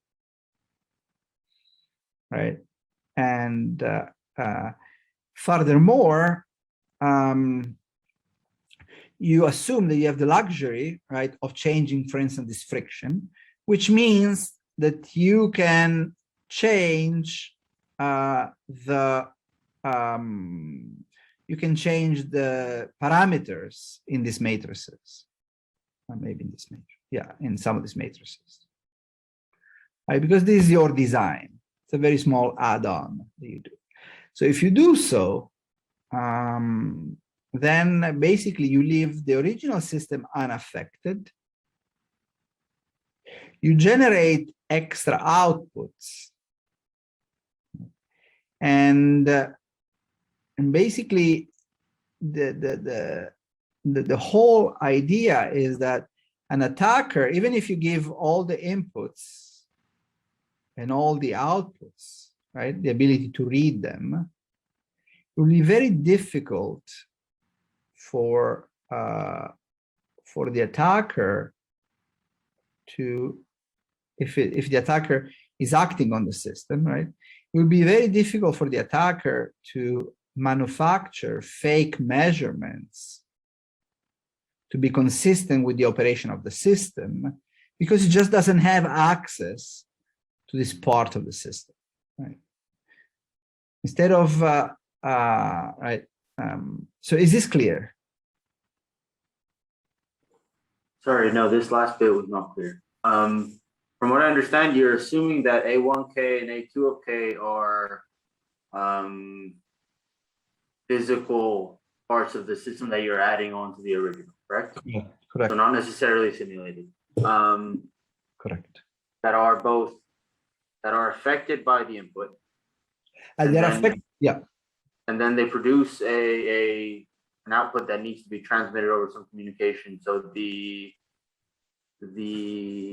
attacker would be able to have information of that as well. Correct. Okay. So the difficulty there for the attacker would be the fact that the attacker needs to identify a time varying system. Yeah. Okay. Yes. Right. And it will be actually impossible because, you know, identification is difficult enough. Yeah, no, of course. Of a problem. And if you change the parameters every so often, you will not have time to accrue enough information to identify, even if you could, right? That's the idea. That's why we call it moving target, right? But then, so how would the detector would be, say, co-located with the controller? Yeah, I know what you, yeah. So how would the detector know what the parameters of the additional system are, right? Yeah, very good question. And the answer is the same that I gave before to Andreas. Right? One way to do it is to change it at random, right? But provide both the auxiliary system and the detector with the same seed. Okay.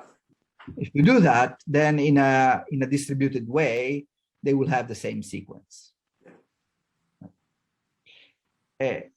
And again, right, even if the alphabet of possible changes, right, is finite, so there is really a non-zero probability for the attacker to guess, right? He has to consistently guess that right. Mm-hmm. It's a very, very difficult task for an attacker. Yeah. Anyway, so I think that's the most the cutest thing about this approach. I mean, you can think that this works very well in practice, right? If you can afford to implement it, right? What is really? I'm sorry. Could I ask a follow-up question? Sure. What if the system were simulated? So what if the so I think Teixeira and Ferrari have developed something that they call multiplicative watermarking. I feel so rather than having an additive watermarking, they have multiplicative watermarking, which effectively they're adding a linear time invariant system at the output of the physical plant, and then they are removing the effect of that system through an inverse.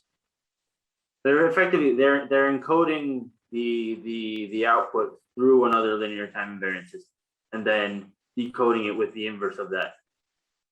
I don't know if I explained myself. So you're decoding with a what allows you to decode and not does not allow the attacker to decode. Exactly. Is the fact that you have actually this knowledge. Exactly. Right. Right, that's the difference. While the attacker doesn't have it. Right. But so and they're using effectively a simulated system rather than a real add-on. Yeah, but they don't have the parameters of this simulated system. No, what I'm asking is, would you think that a simulated system would be equivalent to a physical add-on? Oh, a simulated one. Yeah. So if X tilde were simulated rather than.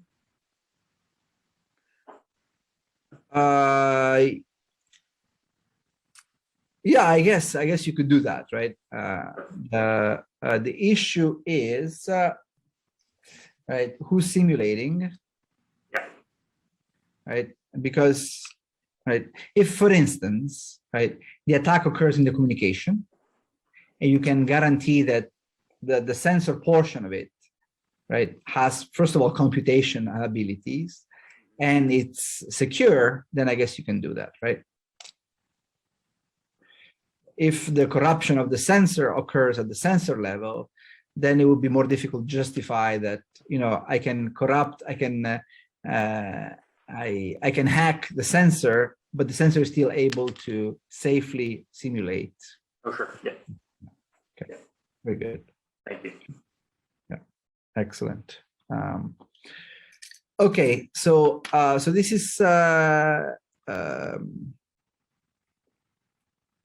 if you want to see it as an information flow, right? The attacker performs this, would be able to perform this zero dynamics or false data injection attack, and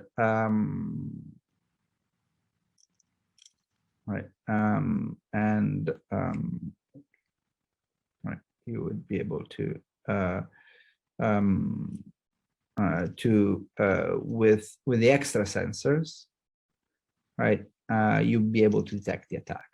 Okay. So here is just the way you would implement this, right? And I like here the analogy with authentication systems, right? What's really important here is that the secret is not the method. Right. You have to find a analogous of the key, the encryption key to a certain extent. In this case, the random seed, it's a perfect equivalent of it, right? That's all that you need to keep secret. Everything else you can give away. It's a very compact and very secure way of doing things.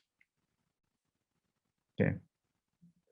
So you'll be using the same controller, right? If you do that. So you will experience no reduction in performance, right?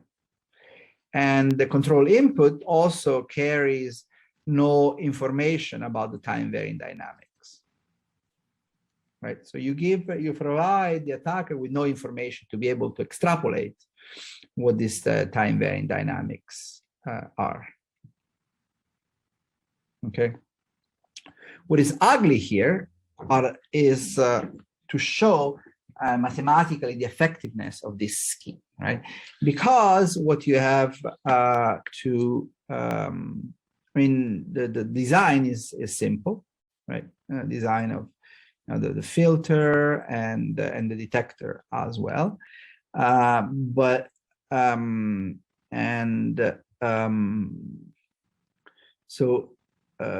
so from an adversary, you can make, as you can see, the information available to an attacker, the information set, is very large. Right? You can give them all the parameters of the system, right? And also you can tell that's why it's good not to rely on the method. The attacker can even know that we are using a pseudo random number generator. All right. What he cannot know is the seed, right? This is the private information for the attacker are the set of choices, right? right? That it cannot know, because if it did know, then it would be able to manufacture y tilde, and also the random seed. I think it's quite remarkable that you can provide all this information to the attacker and still be able to detect. Okay, let me skip some of this. Right. So this is only saying that the attacker could try to attack the random number generator, right, which is really computationally intractable. All right, if a cryptographically secure PRNG is used, right, or what he could do is to attack system identification or state estimation, right. Ultimately, right, if the attacker, what we have to show is that the attacker will be unable to estimate accurately the state, and therefore to construct or to manufacture sensor outputs that are consistent with the running of the system, right? So we have to show is that the estimation is intractable from the attacker standpoint, right? And you can use this conditional dynamic Cramer-Rao lower bounds to evaluate the performance limit of the estimation from the attacker, right? Which is pretty ugly mathematically, and this is something that there's really no point in trying to understand now. But if you're interested, I think we published this moving target a very long time ago in CDC, but only recently in the transactions and automatic control. I guess we were a little bit lazy. And so if you want the full version, I suggest you look at attack. If you want a simpler one, just look at CDCs, right? So if you look at for my name or the student, Sean Wirakody actually did most of the work here, and moving target, you'll find all sorts of papers. Okay, let me skip on this.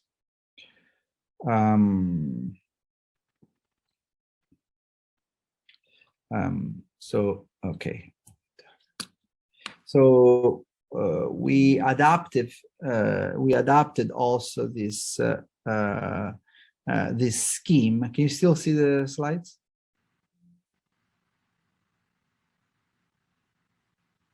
I'm not sure that am I still sharing? No, I'm not sure.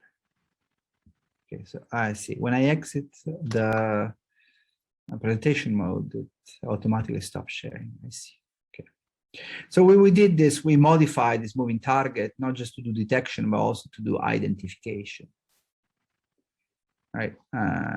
Understanding, right? But I don't want to go over it. So, okay, let me just jump to the conclusion for this section, because we're already at 10:30.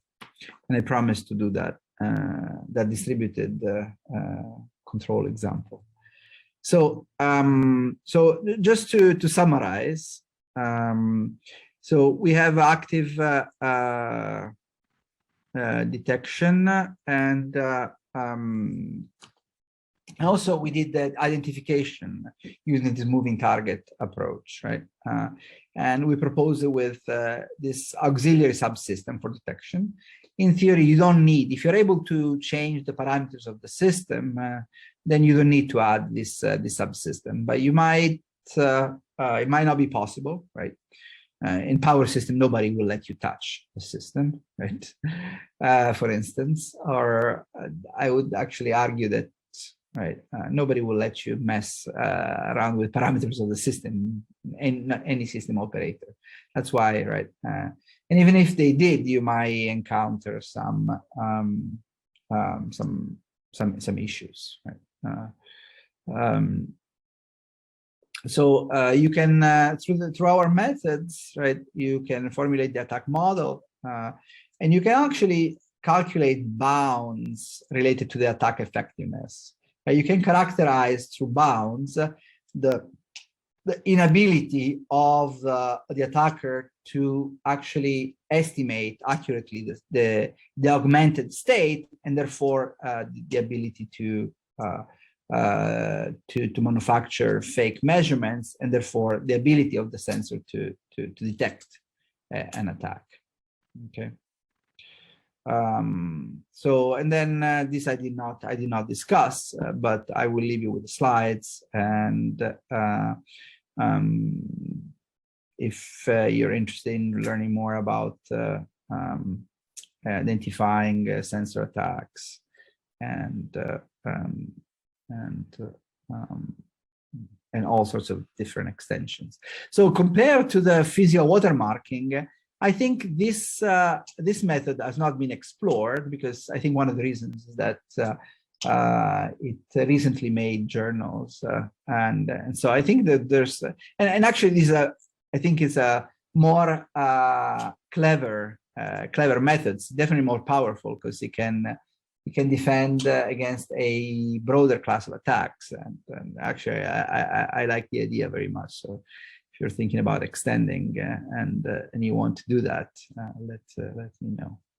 Okay. All right.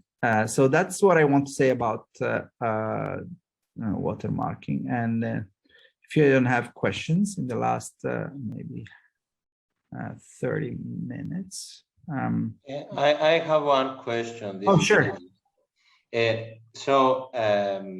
Let's say, what is preventing the attacker from gaining access to the device that is generating the random matrices A, K, and big K?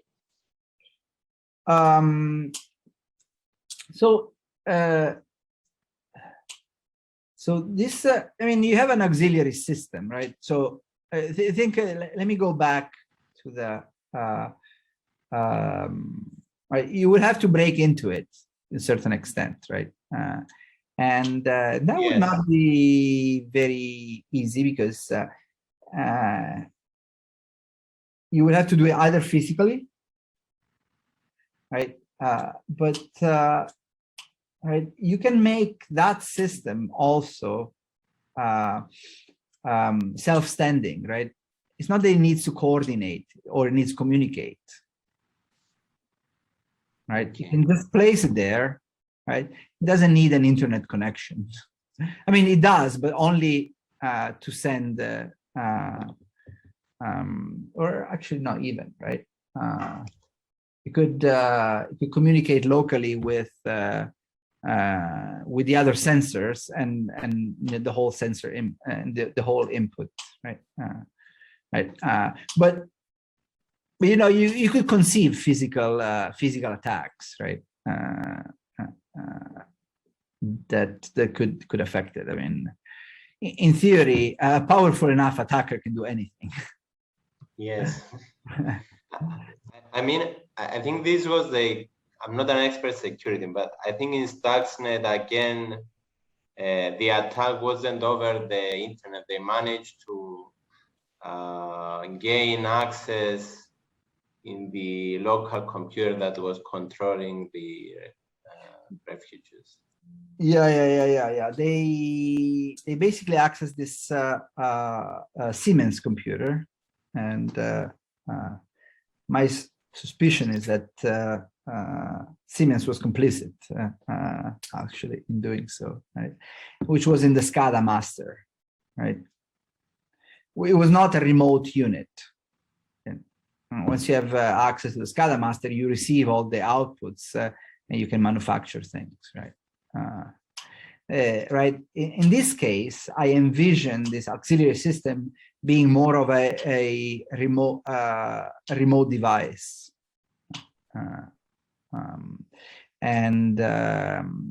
just like an embedded system, right? It could be. So it's not something that somebody goes and places a USB key into, right? You can make it really, really self-contained, and you can actually make it. You can harden it, the hardware, so that it's not easily accessible. I honestly didn't go that far into envisioning how this can be constructed. But reasonably, I think you can, given that, right, it doesn't need a two-way communication link, right? Given that it can be self-standing, right? And given that allegedly could be a small embedded system, right? Right. I suspect that even if you break into it, unless right, you have right access to the seed, right? Then if you don't have access to the seed, which you conceivably you could put in a trusted partition of that system, right? Because it's small enough, right, that you can actually do that. You can use trust computing. I'm not an expert. Is there any expert? If there is, I would love to hear from them, right? But you know, you can have a trusted computing partition of a system, right? As long as that is not too large, because the larger it is, the less secure it is, right? So, and the seed is all that you have to protect. The rest doesn't matter, right? So conceivably, I think could be done. But it's a very good question, and yeah. And if you know, if you're going to practical considerations, it's something that's very important to do. Okay. Okay, thank you. All right. Okay, very good, very good. I appreciate the interaction and the questions. Okay, so the last thing that I wanted, let me see. Placement. Is that what I mean?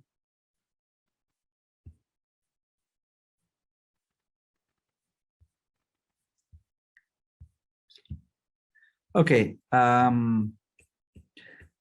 let me just go. Okay, and there's before I go into this, right? So far I talked only about detection and identification, right? And the last part will also be on that. I think these days, while I think there's still open problems here, we have been moving toward resilient design, right? And we're making some advances, which I don't have time to discuss in this lecture, on how, given an attack system, you can deploy measures so that you can guarantee and preserve safety. So we have developed a scheme called software rejuvenation, for instance, that some of you who are more on the computer engineering side of things might recognize, right? Where you periodically or out of in reaction to a detection event, you refresh the system with a clean copy of it, right? Right. This is done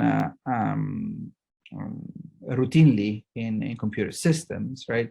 The added difficulty of doing so in when this computing system is controlling a safety critical system, right? A system that is running, is how do you do it in such a way that you preserve safety properties, right? Because when you're rejuvenating, basically you're restarting your system, and therefore at that point the system is evolving uncontrolled, right? And so there are all sorts of this consideration on how do you design this rejuvenation scheme in such a way that you can preserve the safety properties, one, right? And the other thing is also that you don't only want to preserve safety, right? But also you want to be able to guarantee that the mission is advancing. Let me give an example, right? If you have a quadrotor, which is it's a system that if uncontrolled crashes, right? And let's say that every once in a while, you want to restart the software that runs the quadrotor while it is flying. Right. In this case,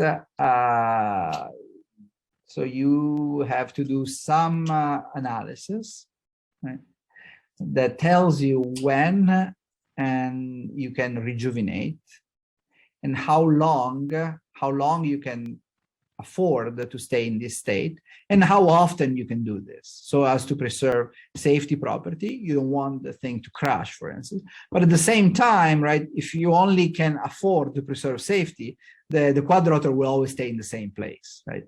And for instance, if you want to achieve a mission like going from A to B, not only you want to preserve safety, but you want to preserve what we call liveness, right?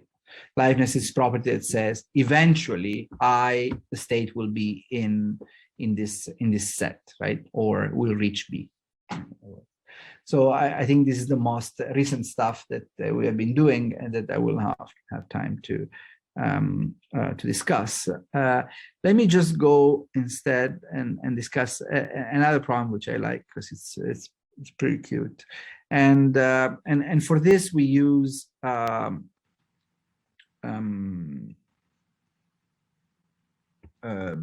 structural system theory.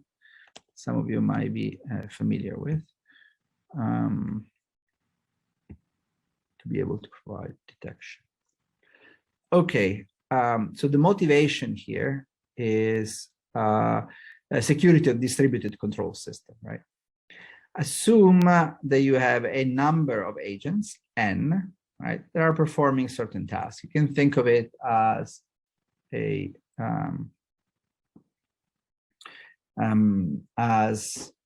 platoon, for example, right?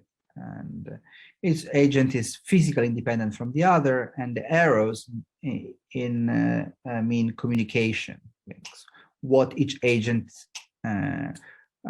is communicating whom, right, and what, right? And the idea is you want to observe a subset of these agents, right? And through this observation, you want to tell whether some of this agent is corrupted, which means it is not acting according to the preset scheme or protocol. Okay. Right.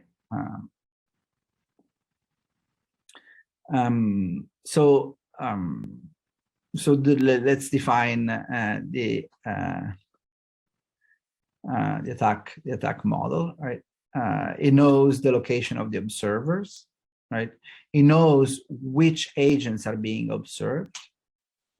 It knows the communication links between the agents, right? The only thing is that it can only perpetrate an attack to P of the agents or sensors, right? Where P is less than N, of course. Okay. The goal would be here, right? Given this problem statement, right? I have an attacker that can compromise P of the N cars, right? And knows who's talking to whom, and knows which vehicles are being observed, right?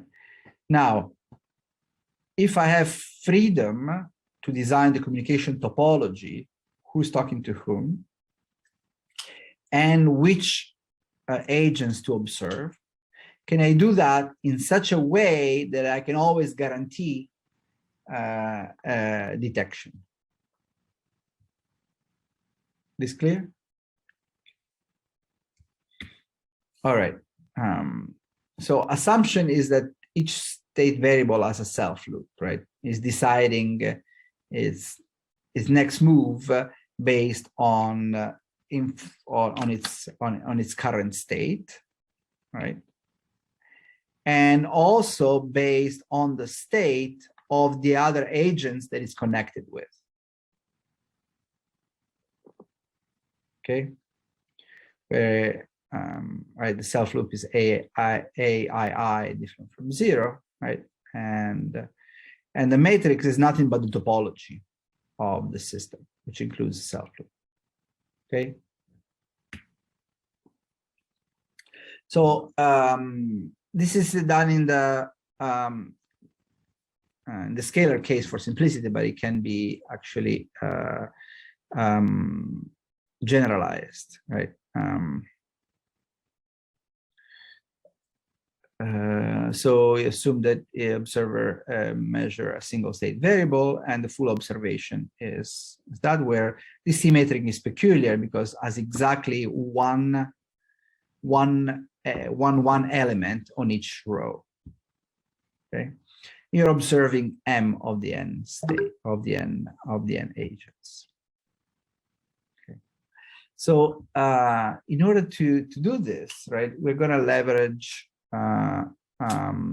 So in here, right, the system is a linear time invariant system, but what's important here is not really what the values are, right? What information is being exchanged, right?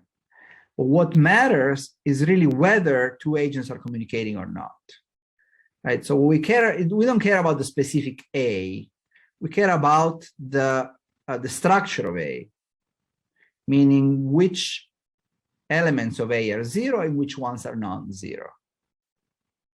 Right? And so we can rely upon all the machinery that has been developed in structural system theory. And once you do that, right, there's a very nice analogy between structural system theory and graph theory. Okay, where you can describe a system of this sort as a graph, where the edges are the states and the observations, where the vertices, sorry. And I think the 3 hours are taking a toll on me as well. And where A and C instead are the edges, right? A describes an edge between two states, right? And C describes an edge between a state and an observation. I suspect many of you are familiar with this, right? So an assumption, detector knows A and C, so it is aware of the structure of the system. So you can estimate through a linear filter, right, and build the usual residue, right? And you set up the usual detector. Now,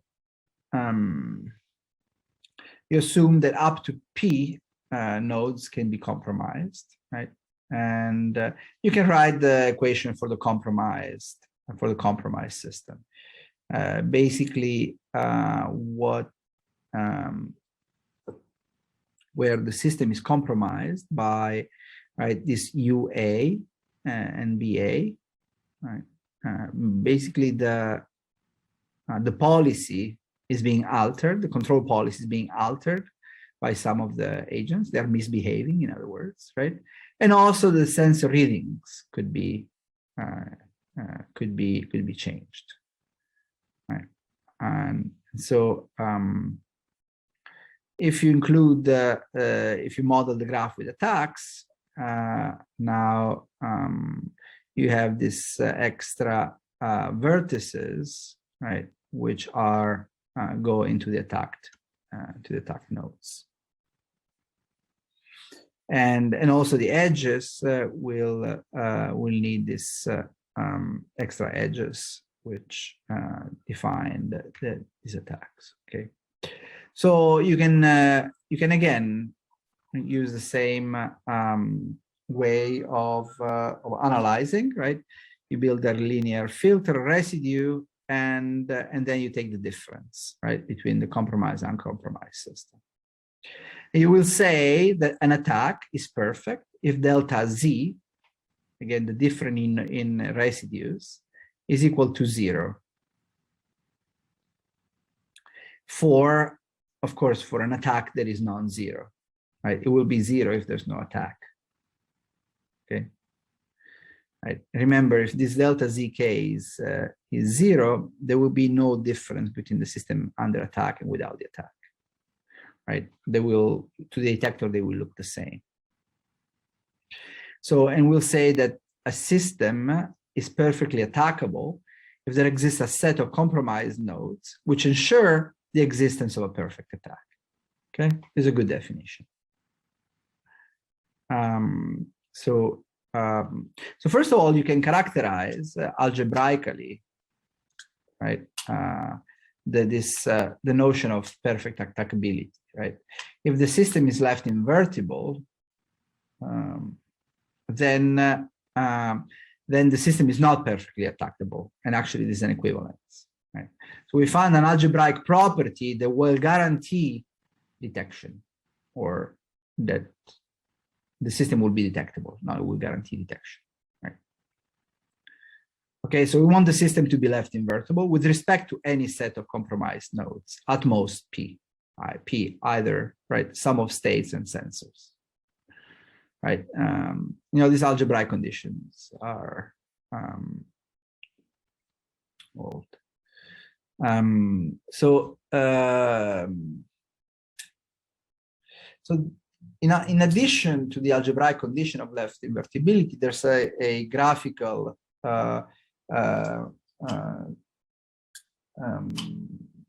interpretation of it, right?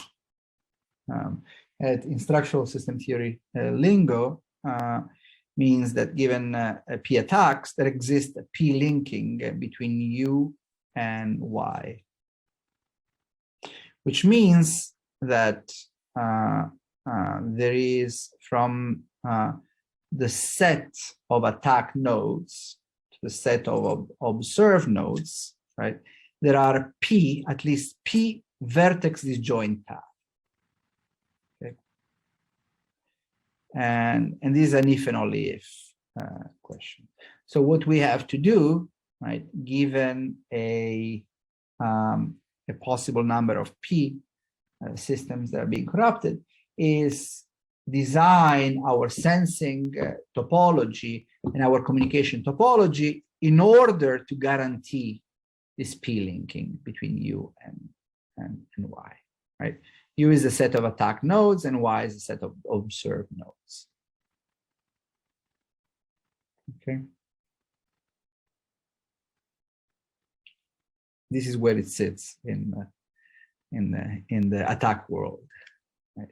Let me give an example of left invertibility. Right. Is the system to the left invertible? Right. We have two attack nodes and two observed nodes. Right. So P is equal to 2, but there are no two disjoint paths. All the paths go through 3. So there is only one independent path from the set of attack nodes to the set of observed nodes. Okay. So this is not left invertible. This is left invertible because there are two disjoint paths. Okay, just to give you an idea what it is. So we managed to provide graphical conditions for left invertibility using this vertex separator, the notion of vector separator. And we have minimal design of system to ensure this left invertibility and therefore ability to detect, right? And also, you know, if the topology is somehow fixed, then you don't have the choice to actually design it from scratch. We have feasibility results and also solve the constraint design. Okay. So the graphical conditions that exist a P prime linking between U and Y, right? And that means that there are P prime vertex disjoint paths. The problem with this is that checking is very expensive. Checking left invertibility with respect to any set of possible compromised nodes, you need to compute all these different occurrences, right? N plus M choose P, right? So what we did, we derived an equivalent graphical condition where we only need to check N possible situations. And vertex separators can be used to characterize this left invertibility. So what is a vertex separator? Given a graph, a vertex separator is this S, it's a subset of the vertices of non-adjacent. Vertex separator is with respect to two vertices. Is a subset of vertices whose removal removes all the paths from A to B. Okay, that's what that vertex separator, and it's a known concept. Okay, so we consider a new graph generated from the original system graph, right? And this is just for notation purposes mostly. Right? We add this extra term, right? It goes from the set of sensors to the observer. We add this extra node, right? We say the system is left invertible.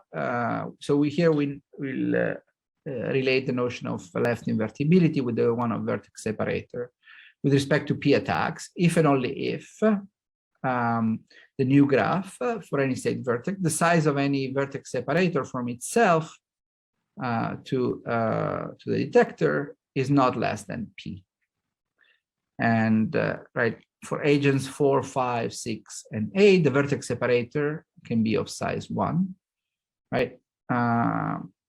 And if P then is equal to 1, then it's left invertible. If P is greater than 1, the system is not left invertible, right? And in this case, we only need to check n cases instead of n plus m choose P, which reduces the complexity of doing so. And that's why we introduce this notion of vertex separator. Right. So how do you design the issue, right? And if you assume that we can arbitrarily design communication links between agents and select the location of the observer, right, while keeping the number of observer equal to m, right? Then we wanna we're interested in the following problem, right? We want to find the topology of A and C so as to minimize the zero norm of A, right? We want to do this with the minimum number of communication links, right? We want the vertex, a minimal vertex separator from agent I to the virtual vertex O to be greater or equal than P, because we are interested in protecting against P possible corrupted nodes. And then we have all the other constraints on the observation, right? And we have n observations, and then the rows are exactly, there's only one element, which is 1, right? So here it is interesting. The optimal solution to this problem, which is a combinatorial problem, right, is at least so we need this number of links, right? So this is the P connections for each observed nodes, right? And P plus 1 connections for each unobserved nodes, basically. That's what it's saying. And you can characterize this graph. You can see this graphically. Right. So you can design also under the constraint, right? Because not all the agents might be able to communicate with each other, right? They might have to be, right? If you have a number of cars, maybe you can communicate to the car next to you and in front of you and the one before, or maybe 2 of them, right? So if you put these constraints, you restrict your choice. And in that case, first of all, you have to prove feasibility, right? And if you prove feasibility, then you can prove that the optimal solution satisfies that the cardinality, right? That number of non-zero elements of A are of this sort, right? So if the problem is feasible, you can always find an optimal solution with polynomial complexity. right? And the way to do so, you start with the graph that includes all communication, not in PF, and then delete the redundant links one by one, while ensuring the left invertibility property is preserved, right? And you stop when you reach the number, the optimal number of remaining edges, which is this, right? And if you have these constraints, right, first of all, you show that is feasible. You want to design the communication such that the system is left invertible with respect to P attacks. According to the theorem, you will need 15 connections, right? Now, if you have this topology, right, that is given, then this is feasible, right? And what you're going to do is remove nodes so as to preserve the left invertibility property until you reach the number 15. You can do this heuristically, right? By moving, is it you remove? You can start from. So here you very simply start from node 1. Yeah, you remove. You check for left invertibility. If it's preserved, then you can remove it, right? You check the second, right? If it's preserved, you remove it, and you go to the next node, right? And if you check that it's preserved, and if it is, then then you have found the optimal topology, right? This scheme does not work in the case where nodes, see, all the edges here cost the same, right? If you're putting a cost on the nodes, right, you want to minimize this cost, then this scheme will not work. This greedy scheme will not work. Right. Okay, I mean, it's just to give you an idea of how you can use, structural system theory for this type of problems. I'm afraid that I reached the end, and so a lot of things that are left out. And what I'll do, if you're interested, I will share the slides. And if you're interested, just write me an email. I'll provide a link to a number of publications that could be useful.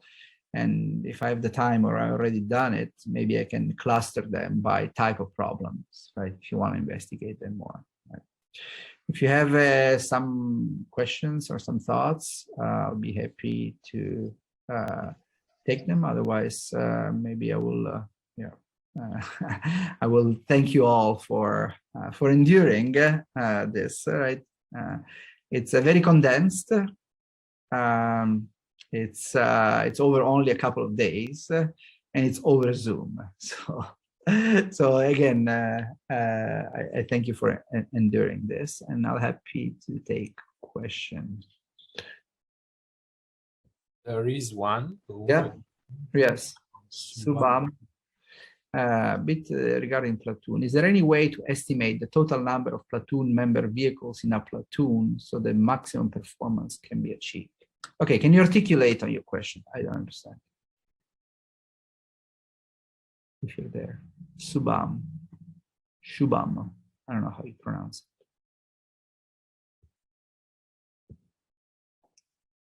it. So I have three possible. Where are you? Let me see. There are three possibilities. Shubham, you see him? Shubham Datta. Yeah. Oh, there it is. So I give you three choices, Subham. Your microphone is not working. You're terribly shy. Right. And the third is not there because you see, or are you there? Subham. And there means who knows where. So these are people both in, they're all in Cyprus or a microphone, a workspace. I see. So maybe you can articulate total number of, so in this problem, the number of platoon is given, right? And here, there's not a notion of performance, right? It's really binary. You can detect or you cannot detect, right? So it's not that you can maximize, it's really a binary. So that's why I have a problem understanding your question. If you're able to articulate it in writing here, then I'll be able to answer for everyone. Otherwise, you know, if you write my name on Google, you should get the right address, and we can take this offline. Yeah. Bruno, are you going to share the slides? Yeah, I'll be happy to. Yeah, let me clean them up. You see, there's a few things, right? And I'm affiliated with a different school, and you saw some CMU slides. I want to make sure to remove before somebody here gets upset. Yeah, I'm well. Before we go to the thank you, I have to say that I'm personally very interested to the last bits that you gleaned through. Actually, I'm working on.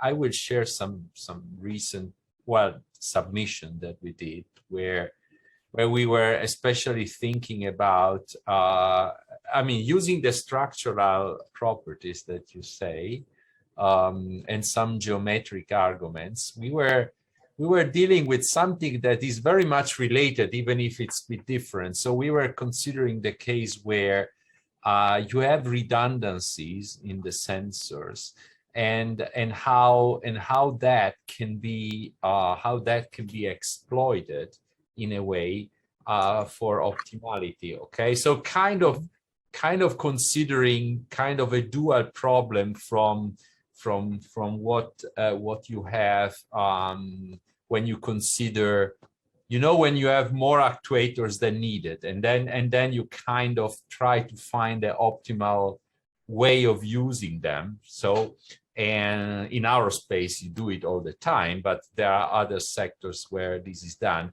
And we were kind of considering the dual problem, which is not trivial at all, but nicely enough, I mean, in the first problem that I say, you use right invertibility, and in this case, you use left invertibility, even if the problem is not exactly dual. So we were able to show that.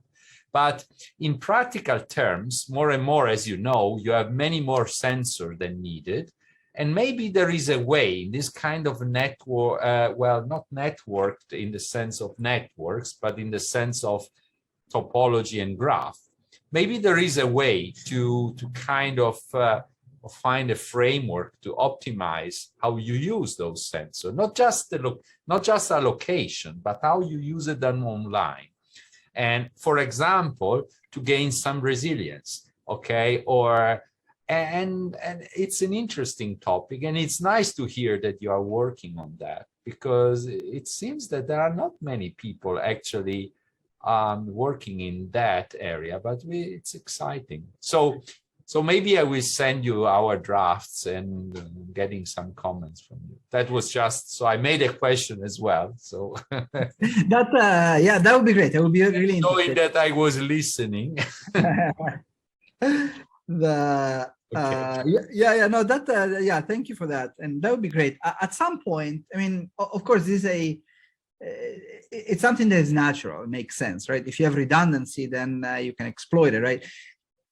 This moving target, it's another way of implementing a moving target approach to a certain extent, right? You can introduce time variability, right, into, and when I was still at Carnegie Mellon, you know that Andrea works on these over-actuated systems. Yeah, we are working together actually with Andrea. So we are very, I told him now on WhatsApp, I text him and I say, look what Bruno is doing. Maybe we should consider talking to each other on that, because it's from maybe the different angles, right? So it's an interesting area.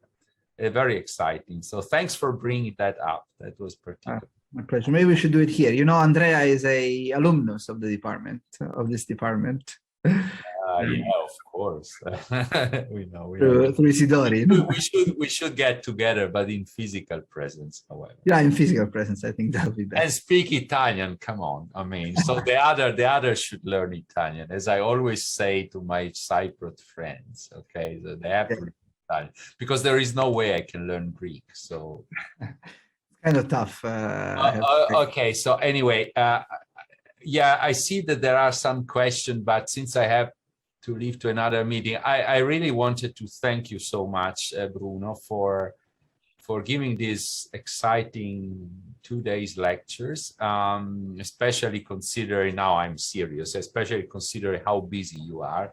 And that was really great honor for us. And I repeat, we will invite you at any time you want to come to Cyprus and into London as well. Why not?